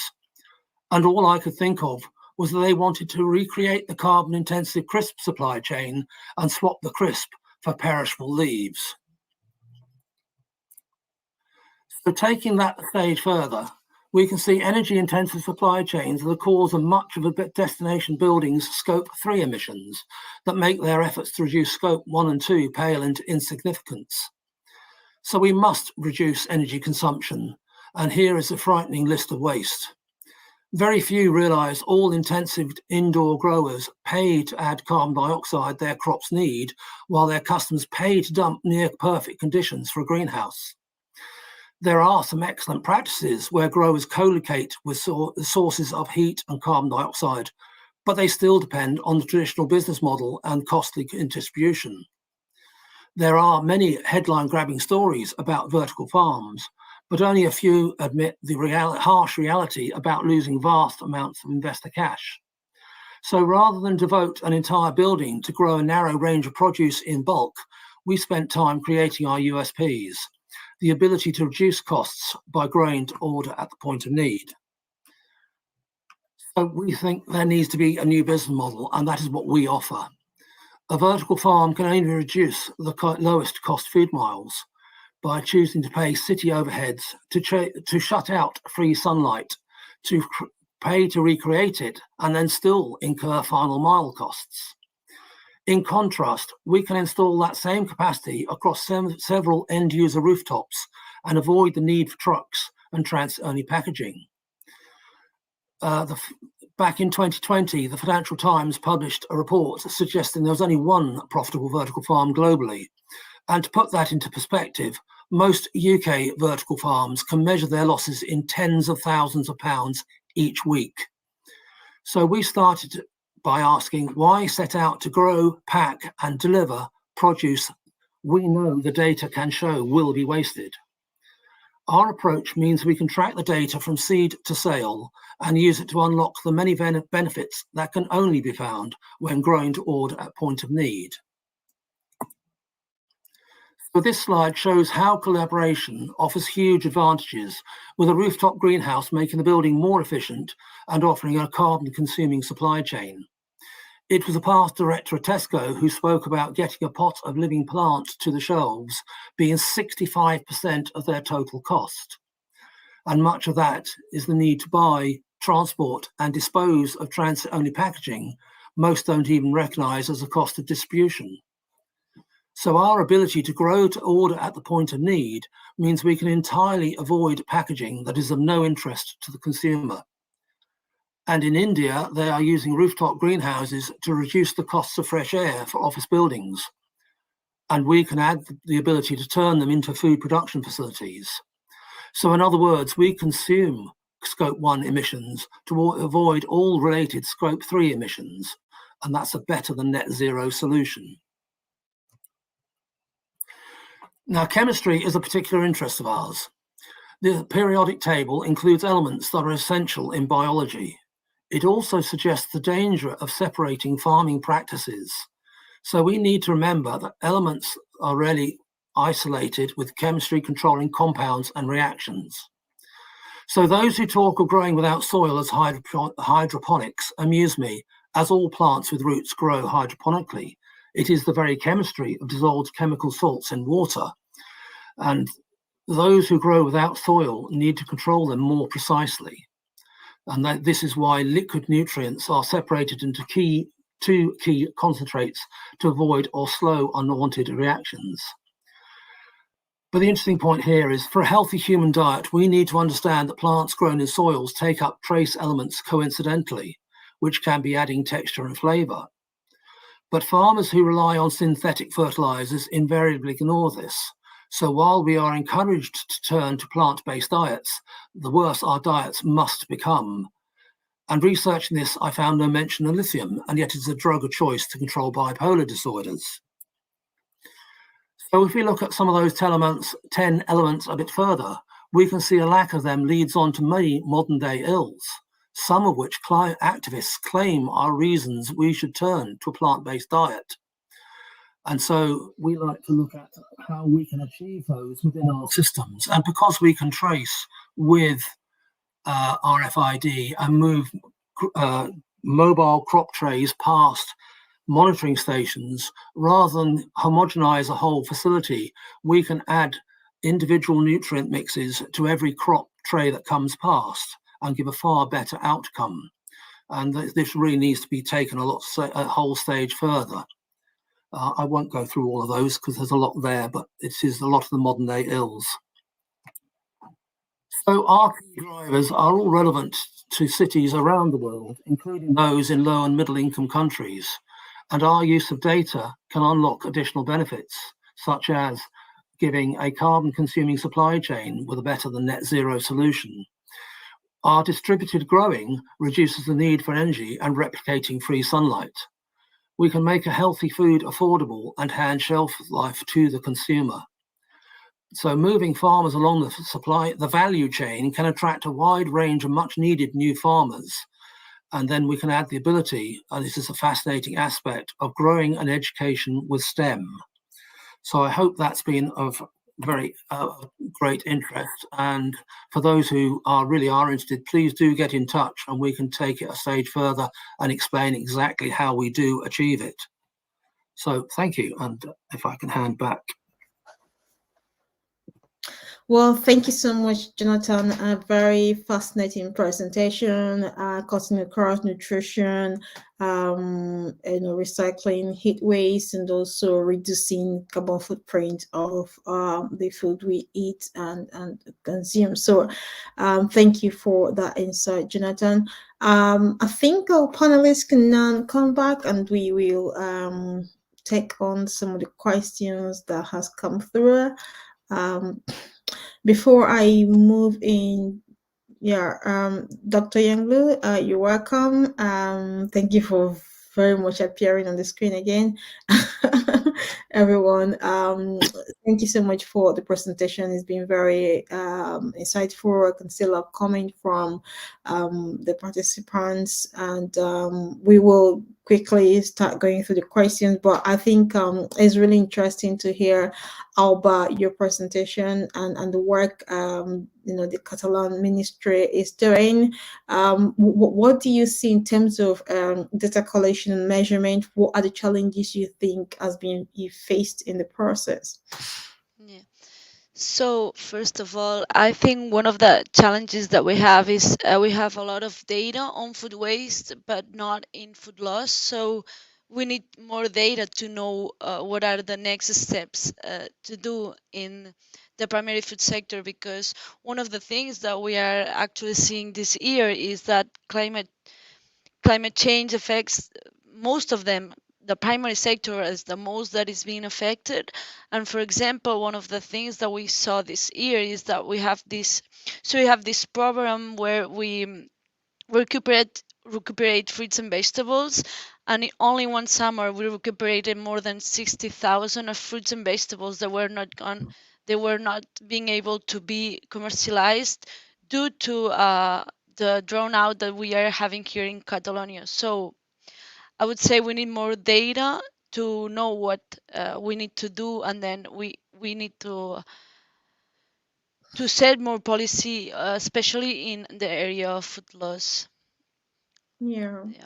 So are you saying that you've got a lot more insight with regards to food loss than you have around food waste, right? Yes, because what I mean is that like paying attention to food waste is really good, but like with that we need to also see what's happening in the first stages of our supply chain, because they have a lot of problems, and a lot of them they are caused by other like market regulations and other insights. And to know this, the thing that we need to do is data collection.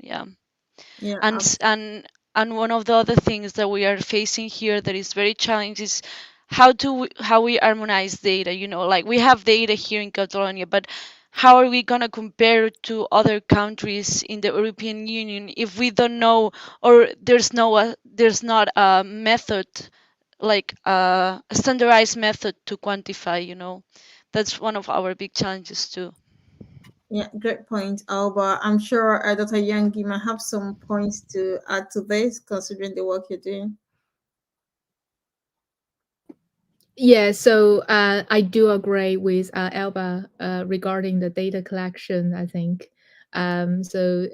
Sometimes, in most cases, the data volume is quite important if you would like to have some meaningful results by training the AI models and getting the right insights from the prediction. Also, the data quality is also the issue that not just having a certain amount of data, but ensure the data reflect the facts of either individual users or food suppliers, supply chains, stakeholders, etc. So yeah, I totally agree. Yeah, it's a big challenge. And I know, Jonathan, you touched on data, also data collection across supply chain. Did you want to kind of connect that with the conversation? Yeah, I think the whole aspect of data is very interesting. And as I touched on, I did suggest that data needs to be circular. I think one of the big issues in the UK is that the supermarkets are so precious and possessive of their data, it actually loses value. And it needs to get back to the producers. I think there was one I do remember during lockdown where I saw the supermarkets aren't even using their data properly, the data they've got. I was trying to get some bread rolls in the supermarket. I couldn't see the ones I wanted on the shelf. I turned round and there was 6 members of staff huddled round this pile of rolls on the floor, and ranging from the shelf stacker through to the senior manager. And I said, "What's going on?" And they said, "They're out of date." And I thought, "You're not using your data properly." First, I thought, well, actually, they need to add that date in, but they don't. They've already got the information. They know that they buy 100 units on a Monday with a 5-day shelf life. By Thursday, they should know if they've still got 50 on the shelf, they need to reduce the price to actually pass it on. So our ability in our facilities is we can collect data automatically, and I think that's what needs to be done. So we can track from seed to sale. We can tell you, we would love to have an app where the consumer can actually scan their barcode and actually know who sowed the seed. And it is that easy. I could have done a whole presentation on that aspect, but that there obviously isn't enough time. But for those interested, please do get in touch. Absolutely. I think it's really important to ensure that there is data insight and data collection. And I think the importance of the quality of data, and also, like Albert did mention, comparative data that you can compare data and be able to make some very useful interventions where necessary. So thank you so much for talking us through that. Just one more time, Albert. You talked about co-governance. Do you want to touch more light on that, and how you see that helping address the food loss and food waste issues we have? Yes, sure. So when I talk about governance, is that when we are going to make laws, like we have different types of public consultations, but also we get together with the stakeholders to know what are their concerns about the laws and what are their allegations to our laws. So, for example, with our law on food losses and food waste, I'll just put a quick example. We had different interviews with the different representations of the stakeholders, and one of the things that also came out was gleaning as a public activity and to be regulated in our law. So gleaning is the act to, as I said before, is the act to recollect fruits, vegetables, or other crops that were not be able to harvest due to different reasons that don't depend on the farmers. So what we did is we found a way to regulate this on our law. So this could help redistribute this food, for example, that was not going to be commercially sold or in the food supply chain. And this helps to distribute every year around, like, was it like 80,000 kilograms of fruits and vegetables, especially here in Catalonia. That's our priority on fruits and vegetables. That's what we most have. So yeah, a quick Absolutely. example for co-governance. Yeah.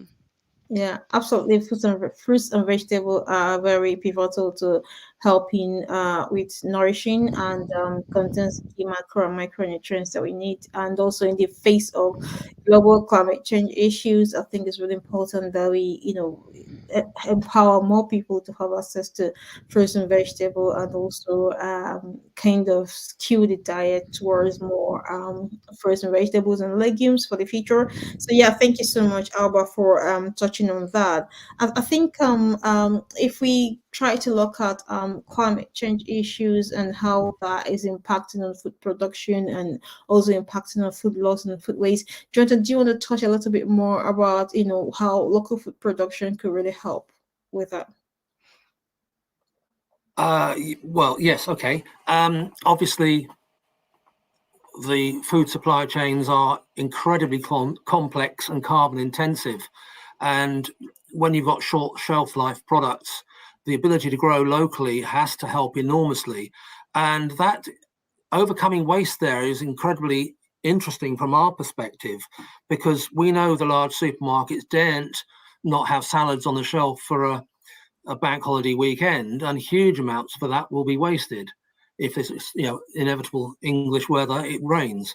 But because we swap food miles for minutes and meters, we could actually look at the ability to harvest to order. And if the rain comes and the sales aren't great, we can actually leave salad crops unharvested. Equally, if the sun shines, we can actually look at how we can bring tomorrow's crop down minutes earlier. It's only a few meters away. So you can actually enable a store to increase their sales, but whilst reducing their losses. And their waste side of it. So actually, you've got to get away from that final mile. If you swap it down to minutes and meters, you are so much better able to react.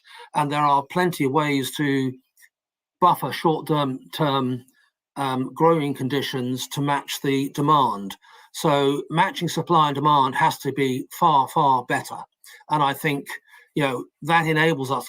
At the moment, all indoor growers are trying to grow absolute maximum capacity and then hoping to sell what they produce. But if you can actually avoid that need to harvest it and actually keep the crop safe and well, then you've actually gone beyond industry's idea of lean or Six Sigma and actually match supply and demand far more effectively. Great points there. Matching demand and supply is very important to ensure that we can actually reduce a lot of the food loss and waste we have today. And I think that also helped, to reduce soil degradation, because we grow a lot of things at the moment because we feel that we have the capacity, we've got a land space, but what we don't realize is the impact on the soil. I thought 30% of the global soil, depleted in terms of key micro and macronutrients. We need to also look into the wider ecosystem impacts in terms of the fauna and flora, and how we can really help our ecosystem to improve while still producing food sustainably. So thank you, Jonathan, for that insight. And coming to you, Dr. Yang, we looked at, especially still on this climate, change issue. How do you see data really helping farmers planning for the future? Where can we, aside from the fact, as Jonathan did mention, balancing demand and supply, we also want to make sure that food producers are very comfortable with knowing how things are going to pan out for them, and being able to mitigate and also address those challenges. How do you see data and also artificial intelligence helping to improve that for the future? Yeah, thanks. I think that's a very good question. So it's kind of like in my slides at I think the final bit, I tried to touch upon that AI algorithms based on a big data set. You could do a lot of things, not just focusing on individuals or individual household who can make better plan. While using technology or intelligent applications, we could sort of influence their behavior, changing their behaviors in a more responsible or sustainable way. But also the information that collecting from the individuals and the insights we got from the AI models could inform the food producers, also food suppliers and stakeholders along the supply chains to achieve benefits by say saving the food or avoiding the food waste by knowing things before the waste could happen.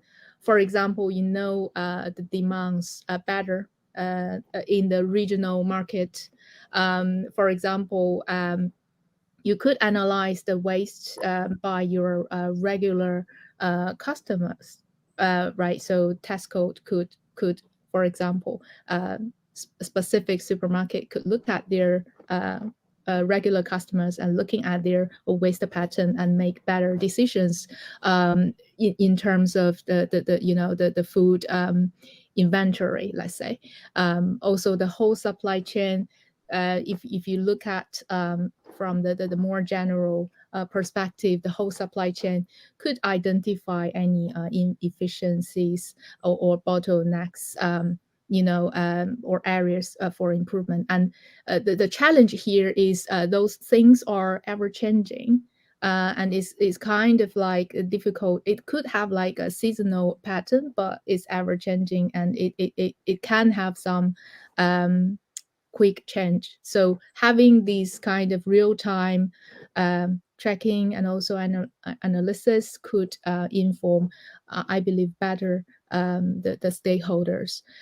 Also, to make a better, pricing strategy on their products, so that the food supply chain also could satisfy the needs by the customers to avoid any potential waste. So that's what I can see, the potential of our system could do better by working closely with food suppliers. Yeah. Fantastic. Thank you so much, Dr. Yanglu. Just a quick one, Alba.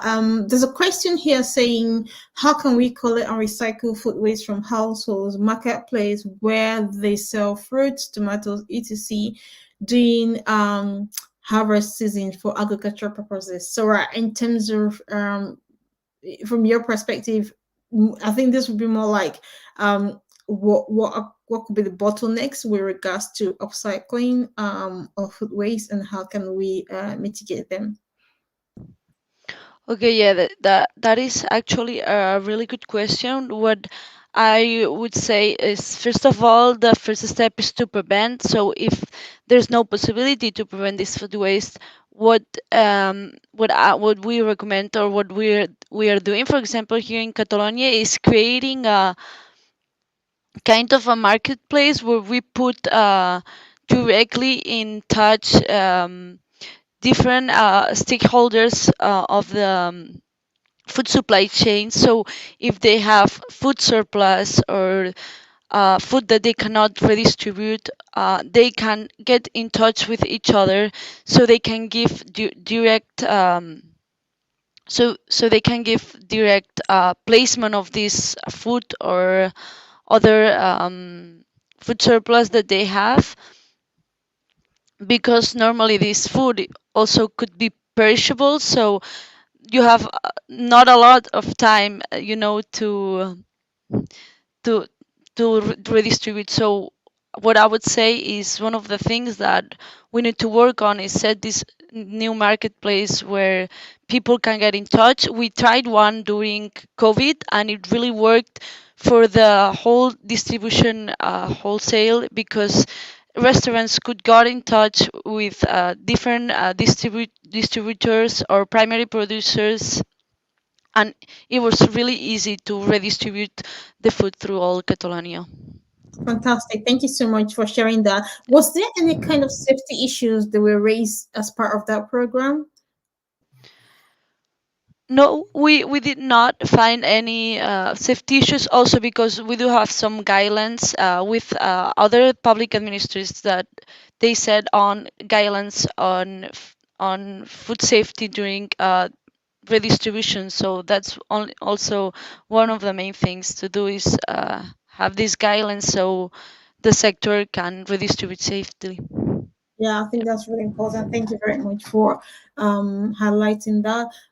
Just a quick one, Jonathan. We've talked about nutrient deficiencies and also upcycling nutrients. What are your thoughts with regards to improving nutritional value of controlled environment produce, and is there any role that food loss and food waste can play there? Well, that's a whole interesting topic in its own right. I think there's some excellent bits there. I would say that too many indoor growers, and unfortunately some of it driven by the supermarkets, they keep telling us they provide the fruit and veg that we like to see. And unfortunately, tomatoes the same size and things like that, when that's not what the plant produces. And too much plant breeding is about producing food that or fruit and veg that is easy to harvest. And of course, Dr. Yang Lu's got one of the hardest to harvest fruits in her background there. And we need ways to do it. And robots can't harvest that at all easily.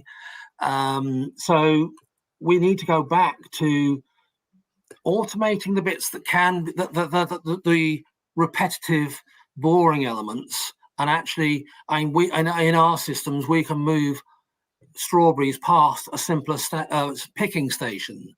So it could be a 2-stage point of harvest. You can use human pickers far more efficiently, because far too much of their time is spent pushing a trolley through the strawberry polytunnels. Whereas if you brought the harvest ready berries past cameras that knew when strawberries, it's not ready today, but that will be ready tomorrow, so come back then, and harvest them by hand very rapidly, or then go on to static robotic pickers that could go direct from pick to pack, rather than see harvested fruit waiting hours within the polytunnel before they actually arrive at a packing station. So, and again, far too much food is harvested to survive the supply chain rather than for our nutritional values. And a lot of these items are losing their nutritional value the moment they're picked. So if you can get direct from pick to pack far more quickly, and preferably in our case within minutes, then that makes a huge amount of sense. And again, within our facilities, because we can mix nutrients according to the cultivar or the variety being grown, rather than try and deliver a single nutrient mix to a whole massively homogenized warehouse of plant growing, which depends on huge economies of scale. One of the first meetings I had was a professor of economics who'd had a farming background, and it was reduce your MES, your minimum efficient scale, so get away from the need for expensive economies of scale. Yeah, I hope that's helped a bit. Yeah, absolutely. Reducing the economics of scale is very important, and also you touched on what technology can do for us, and how it can really help with reduction of food loss and waste, because we can plan better and plan ahead and can adopt technology to do the right things that is needed to do at the time it's needed to do it. Very great points there to take on. So I think Dr. Yang, just coming to you, I'm just thinking in terms of this technology development, what do you think has been the biggest challenge with regards having such a very important solution which goes across users and also supply chain? What do you think has been the biggest challenge with really getting these different aspects of the food system to make input in this technology development, and how can that be improved for the future? Yeah, so I think I would like to say It could be the behavior change, but if you look deeper into this challenge, it could be personalization, I would say. So to satisfy personal requirements, because we have so many customers, different people may have different expectations. I think Jonathan just mentioned something about nutrition. I think nutrition could be a very important intervention for the technology, like we discussed, placing the intervention. So people who value the nutrition a lot, if we have the technology, could help to better analyze the food nutrition and also the individual nutrition needs, also make a better calculation and matching, and then recommend when when they're in the supermarket, make decision about what food to buy.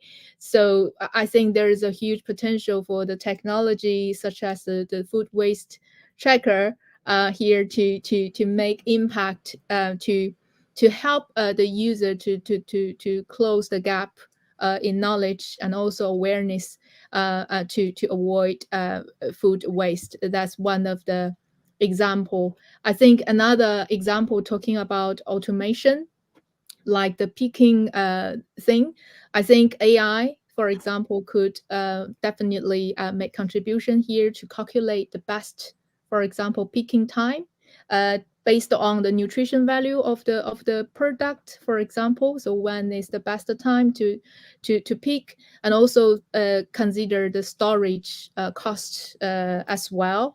So different food certainly have different, sort of like the expiry period. So those kind of information could be collected as the input to give better results and recommendation to different, I think, stakeholders. So, and also back to the nutrition part, I think not just to the individuals customers, but also for the supermarkets, for example. If you have the insights about the nutrition patterns of the customers, of your customers, let's say, the supermarket could make better designs of their information on the shelf, for example, can show some better information about nutrition, so that can better guide the customers make decision, more responsible and sustainable decision, of course, in the shopping scenarios. So that's three examples. I think definitely behavior change is the challenge, and is the critical issue, and personalization is what technology, I believe, can help. Absolutely. Thank you, Dr. Yankley, for pointing that out in terms of the importance of technology and personalization. I noticed, Jonathan, you were nodding your head. Do you have anything to add to that? Not quickly, I don't think. There's so much there. I mean, that could be a whole topic of conversation in its own right. I can imagine. Well, thank you. Just a quick one. Alba, you mentioned that you've got a campaign running between September 26th and 17th of October. Do you want to talk to us more about that, and what you've seen in terms of the progress so far? Yeah, sure. So what we try to do is raise awareness to the consumer about the food waste and the need to give value to food. So what we are doing this year is we have 17 restaurants around in Catalonia that will be cooking different dishes that were elaborated with ingredients or food that is rescued by throughout the whole supply chain. So the idea is that we want people to know that with rescued food we can have excellent and dishes, and that there's the need to give value to this food. For example, for the fruits and vegetables, what we do is we show at the beginning of all the dinners is like all the fruits and vegetables that were too small, were ugly, did not meet the commercial market standards, that and we show them that with all these fruits and vegetables we cooked for 500 people, and that they have a perfect and delicious menu for them. And what we also do with this is that we encourage all the food companies, to be with us on this campaign, and we have more than 20 companies that are together on this campaign, and they address the problem, giving products and giving. They come to our dinners and they explain their projects about food waste. And our idea is that the people understand the problem that we have and that everyone takes action against it. So yeah. Great, thank you, Alba. I know that while Lily was here, she talked about the UNEP campaign on every plate count. So Yes, so that's perfect for us. yeah, absolutely. So I think that very much linked with what you're doing, and I know there's been a number of other campaigns. Jonathan, Dr. Yang, have you come across any campaign, and what do you think with regards to how these campaigns are delivering impact? Who want to go first? Sounds like I will. I think there's a few bits there, and obviously what Alba's working on is much needed, but actually I would argue that in some respects it's solving a problem that actually doesn't need to exist if we do our job properly in the first place. Thank you, Alba. I didn't want to be derogatory, but it's the right way to look at it, I think.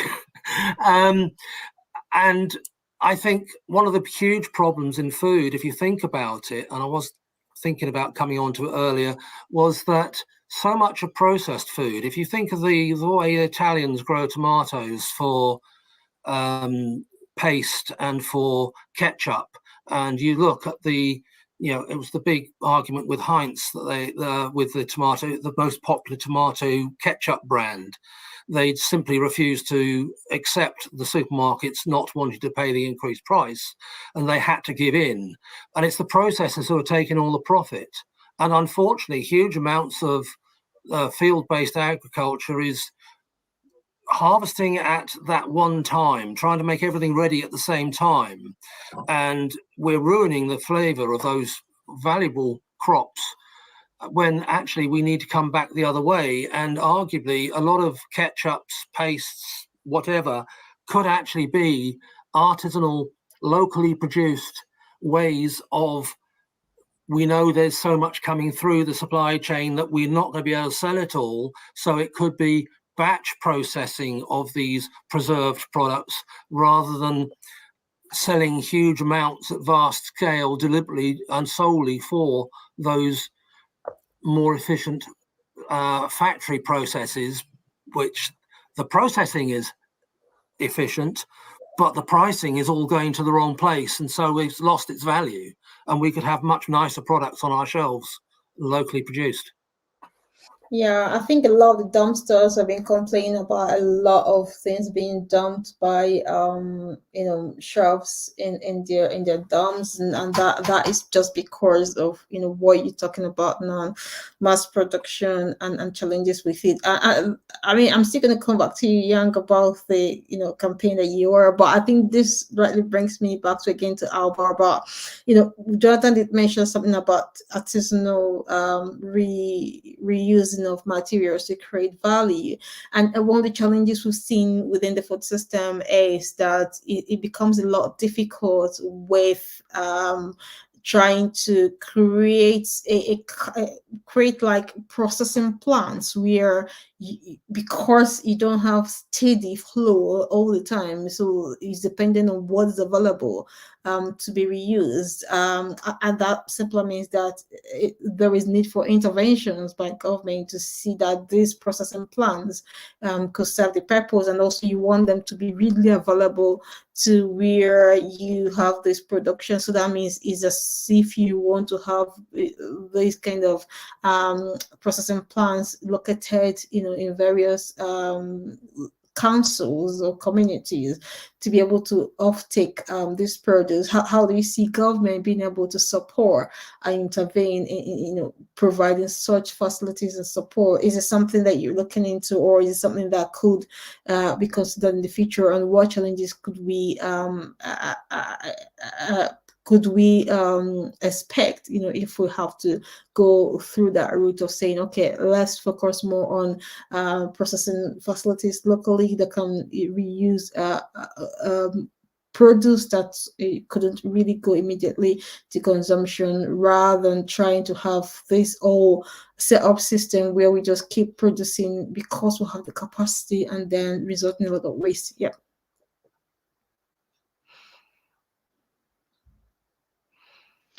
Yeah, so right, you're right. So the first we need to do is, as Jonathan said, is prevent that this food waste. And I think that through local commercial circuits, or channels, I think is what you call, is the way to do it. And the way to do it, I think, is that government what can do is give value to the local products, and that thing is for us very important. For example, what we're doing in Catalonia is this 2025, for example, we will be world region of gastronomy, and we think this will be an opportunity for us to set different activities to promote local products. And this will be giving will be very helpful to our food producers to to have the ability to explain and let um, see the people the amazing local product that we have, so we can potentially increase these local products rather than other ones. So yeah. Great point, Albert. Supporting the local market, and you just touched on the sustainable gastronomy. So, I'm not sure if you're aware, but the World Sustainable Gastronomy Day is on June 18th. And we I usually didn't know, so yeah, amazing. Yeah, it's on June 18th, World Sustainable Gastronomy Day. We usually hold our quarterly webinar on that day, and the topic is usually planning a sustainable food system. So you're making me feel like I'm going to invite you back into this panel session to tell us more about sustainable gastronomy. Yeah, that would Because be amazing. Yeah.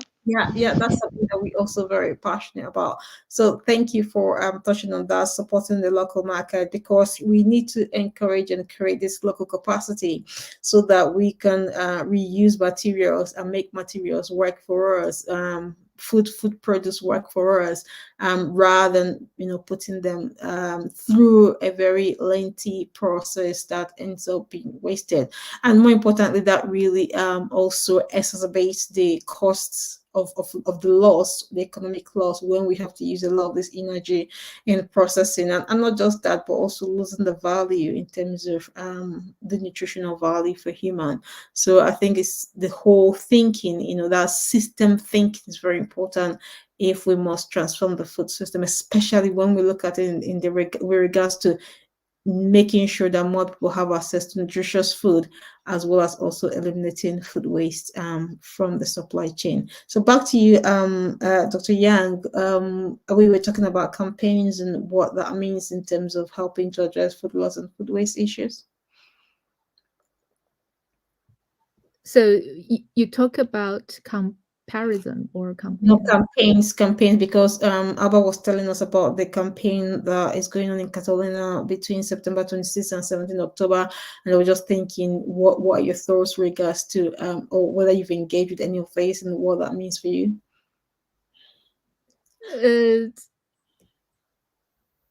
I would like to talk about something like I think looking at the challenge to the technology, to building better technology to help addressing food waste and loss. I think more support probably we need is from the governing side, to have to give us better, let's say, support to for example access the information the data, or maybe like helping to address any issues to come across to the public when we collect the information for analysis. I think, yeah, we definitely need more support to these sort of research activities on food waste and loss. Yeah. I mean, that's a very good point. The UK government recently had a consultation, which was run by DEFRA, looking at mandatory collection of food waste data. There's been a lot of push and support both from TESCO and RAP, which is the Waste Resource Action Program, to ensure that it becomes mandatory for businesses to provide insight and record on their food waste. Unfortunately, the government, I think, has postponed that mandatory collection of food waste and food loss data.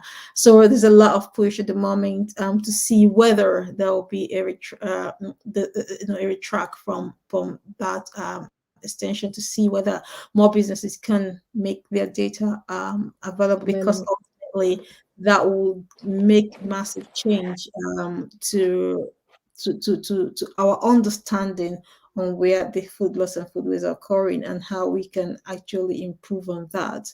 And that really brings me back to Alba again. Alba, I know you've talked about monitoring and measuring of food loss and waste. What do you think in terms of data? What is the Catalan government doing at the moment? We just touched on the UK government. Has there been any kind of regulation around that, and how is it working for? I know you did touch about micro businesses not providing that data set at the moment. So when you, aside the micro businesses, and what exactly defines the micro businesses, and who exactly is providing data at this point? Is there any way they're doing that? Is that collected centrally? Okay, so yeah, so micro business here in Catalonia are defined as enterprises that they have less than 10 workers.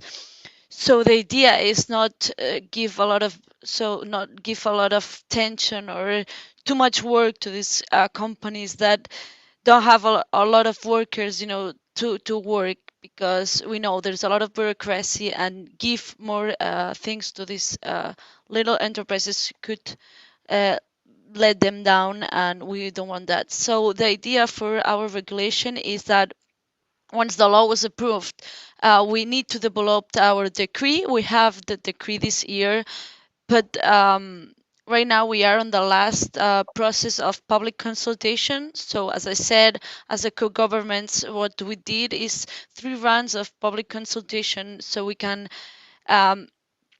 get anything that the stakeholders need on the decree. And then now this year, the decree will be finished and will be public at, I believe, in December, more or less. So the idea is that we need data, right? So we will be starting to collect data because of the reporting, and this data will be centralized to an information system that is being created in the Catalan government. So the idea is that all the stakeholders will be reporting data on the same web page, and we will collect all the data, and we will try to harmonize as much all the data on the different steps of the value chain. So, and what we want with this data is as much as possible direct measurements, but we also know that we have been giving different, methodologies to quantify food losses and food waste, such as direct measurements, but also interviews, and direct measurements such as estimations, statistical data, or anything. And then the government will put all this information in an observatory that we are all creating, and we'll have a big picture of what's going on in Catalonia in terms of food loss and food waste prevention. That's our idea. Fantastic. Thank you very much. And Jonathan, if we come to you, what with city farm systems, do you have a way of automating data collection of food loss and food waste? Wait, And is, sorry, I didn't understand the question. sorry, I'm talking to Jonathan. I said thank you very Ah, much for the okay. inputs. Yeah, so I'm talking to Jonathan. I'm just saying, with regards to city farm system, do you have an automated system of collecting food loss and food waste, and also things around bionutrient recovery? Are you doing anything around it? And also, so in terms of upcycling, anything you doing at the moment? Well, virtually all our work is actually about avoiding waste in the first place. And there really doesn't need to be much in the way of nutrient runoff. Glass houses are now in the UK required to recycle it. And unfortunately, because they're using electrical conductivity as a proxy, as they recycle, they don't actually keep track of the imbalance of the various nutrients they've got. But getting it right, and to put that into perspective, in our office last year, we had tomatoes reaching 4 meters in height, and their roots never left a 1 litre pot. And they were fed, and there was no nutrient overflow. We just kept feeding it, and it works if you get it right. We would need to fine tune it on a larger scale than we had just there. But there's all manner of elements around that. And because we use mobile crop trays, so we move the crops past monitoring stations where we have where we add water according to the plant that comes up past. And that gives you the ability, rather than homogenizing whole systems, you can be far more varied, and that's a key part of growing ultra locally, because then you can grow a wider range of crops more easily. So yeah, a huge amount of our thinking is about avoiding waste in the first place. Why put all that effort into something you know will be wasted? It's not a one-size-fits-all solution, obviously, but it does go a much longer way than most can achieve. Yeah, I mean that's fascinating, because I think most of the potted plants, you have this challenge with accumulation of nutrients, whether it's in soil or soilless container. So it'd be very intriguing to understand exactly how you achieve this high, yield without necessarily having the need for circulation. And I think a lot of people will be interested to know more about that, because ultimately that is nutrient optimization. Yes, it's a hugely fascinating subject, and there are people actually measuring the swelling of a tomato stem by according to the weather, so you know the level of nutrients it's taken up. And I think you can go a whole stage further with that and actually start analyzing what nutrient variations can be according to that element. Because if the plant is using a lot of water to overcome its perspiration, then it's a different set of nutrients needed to actually grow the plant. It's so many areas of fascination there. And I think we need to do far more about nurturing nature than forcing it to comply with our false expectations. Absolutely. I think plants are very unique living things. I'm not sure how, excuse me. I'm not sure how they do the amazing things they do, but it's always fascinating to see how they thrive and then provide us with a different produce, which we do enjoy as our meal. So yeah, I'm sure a lot of people want to know more, Jonathan, about how you go about, ensuring that you can optimize nutrient in such an efficient, very efficient way, and avoiding waste in the first place. I'm working with a local farm here who is looking into nutrient upcycling and how they can upcycle nutrients which is flown through the different potted plants. So if they can have access to technology where they don't have to bother with that, they can actually optimize nutrient dosing and get the right yield, I think that will be really a game-changing thing for them. So thank you, and I'm sure some people will be following up with you on that. So just to you, Yang, You've done, I mean, this project is ongoing. It's got great potential. What, in terms of what insights have you been able to gain from available data at the moment, and how do you see that helping to improve especially edible food waste reduction in the future? Yeah, I think so for the ongoing project with the our planned data collected, so I think the first step, of course, is the individual behavior change by learning their behavior patterns, and then we could better place interventions. Also, this is also to give. So it's kind of like working as a human in the loop, so give the user different kind of recommendations to alert them some potential issues in their regular food shopping list or inventory, to tell them something works correct. I think then with the big once we get a big data set, of course, it can make a huge impact to the whole society, or maybe the community, let's say, to predict the general trends, like seasonal trends in food waste, food shopping. Also segment, do some user segmentation, identify try to find out what categories exist, among those users. Also, it's good for the ongoing app development. I think effectiveness, we can achieve effectiveness of the interventions. Whether the initial design is correct or not, do we need ongoing maintenance or changing co-design, etc. I think, and then the next step would be engaging food supplier more.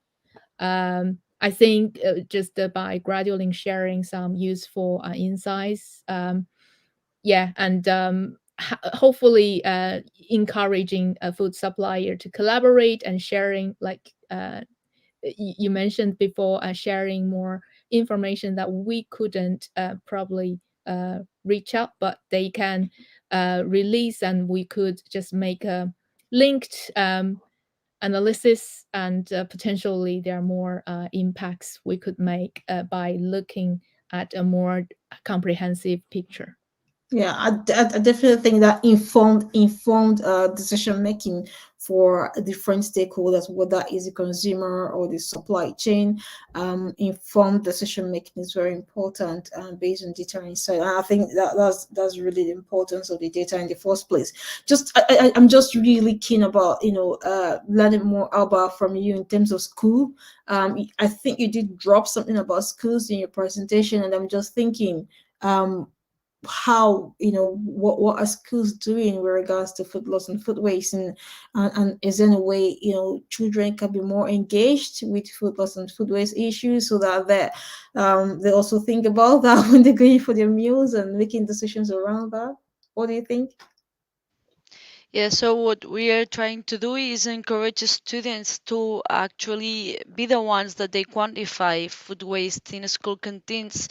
So we are setting the base for different for school educational programs that they have set an educational program for kids to be the ones to get engaged and be involved in quantification of food waste, so they can realize what's going on in the schools. And that's what we do through our guidelines and with different entities here in Catalonia. Yeah, I just couldn't help myself saying wow when you say that. Like, I think it's important that the children are very much engaged. Uh, uh, I'm not sure, but children can be quite fussy with food at times, and it's just getting them engaged and making them understand the value in the food and why it's important for their health and why they need to avoid the food waste in the first place. I think that is very, very important. I'm aware that we're running almost running over our time at the moment. It's been a fantastic conversation. I just want to end, with this question. Food loss and food waste has been a very big issue over the years. With the initial staggering numbers from UNEP and UNFAO saying that over 1.3 billion tons of food is wasted globally, and the economic cost of that is over $1 trillion. And it really worries in terms of edible and inedible food waste. How I mean, we've talked a lot about what we can do, how data can help, but just leaving a last word. What do you think is a key action? Everyone who is listening to this particular conversation, you can talk to it from the policy angle, from the consumer angle, from the producer angle, from the supply chain angle, whatever connects with you at this point. What exactly do you think is that action that we need to take to ensure that at least we can curtail food loss and food waste in our society? Anybody can go first.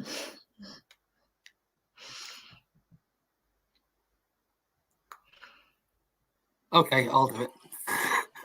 I think the huge issue is, as I started off with, the need to feed a city. We need to reconnect people with their food and primary production of it. 50 years ago, there is no way on this earth or this planet we would have wasted that level of food, and we don't value food enough. And it's the commoditization of it, and it's the big processors that are hiding the realities from us, and we need to reconnect. And from our perspective, we could show that. Lily spoke earlier about was it 28% of agricultural land was effectively not needed if we stopped wasting it.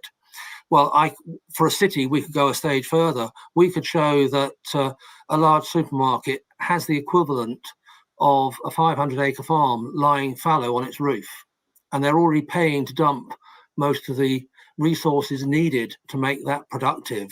And in the UK alone, just the supermarkets, that's 1 million acres of land equivalent that could be used. So we need to cut that waste. We need to move farmers along the value chain, and we need to get food valued more. Thank you very much, Jonathan. Very spot on. Gets the end users, everyone to understand the importance of drawing closer to how our food are produced and how we can engage with it, that food system more effectively. Yang and Alba, Yang, it looks like you are ready to go.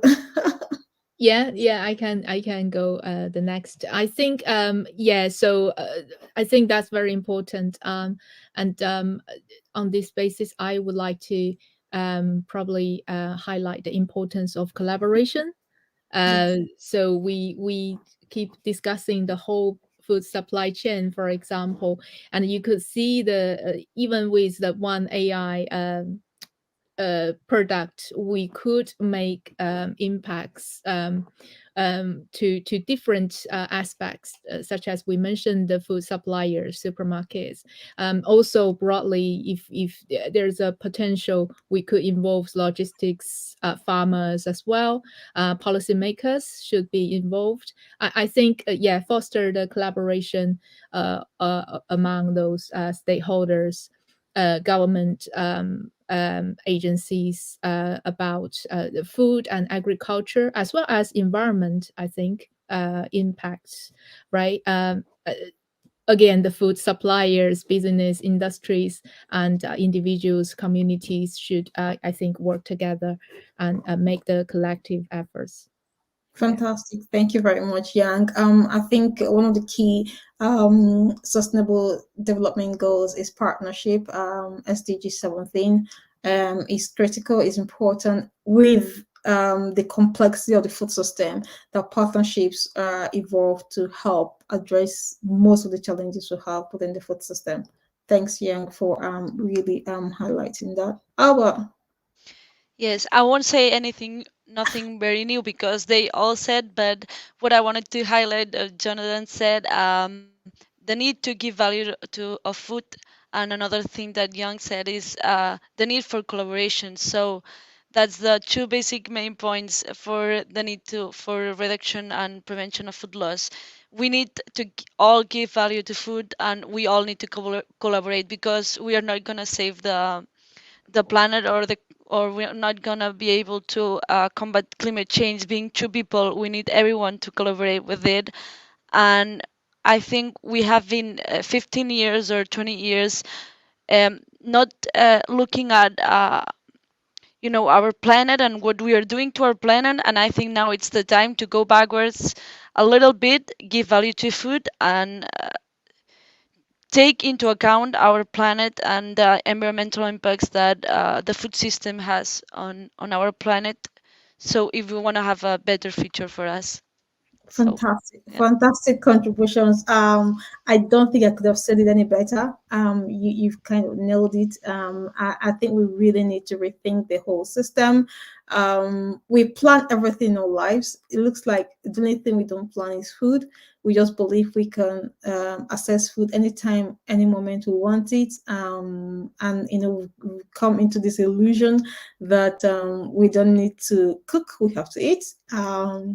I'm not picking on any brand, but I think it's really important that we need to take some steps back to appreciating the value in food, and also what it takes to get food on our table. And maybe then we can appreciate the food we eat better. And also, taking a step back also to understand the value of food. So it's not about the taste and the calories only. That is very important, but also that our health and well-being, not just for our body, but the environmental well-being also, which then impacts on our body, does depend on the way we produce and consume food. So with that, I'll say thank you so much for being part of this panel session. I'm sure everyone who has participated today has taken away a lot of information. We also do have a campaign which we really hope everyone can engage with, the Plan to Save campaign, which we're promoting, helping people to plan and rethink their engagement with food. We have the campaign ton, which is coming up on October 16. I would really hope that you are able to help us to promote it, and do join us for that. It's been a great webinar today. Thank you for joining us for delivering a sustainable food system with zero food waste, as we recognize the International Day of Awareness of Food Loss and Waste. Thank you.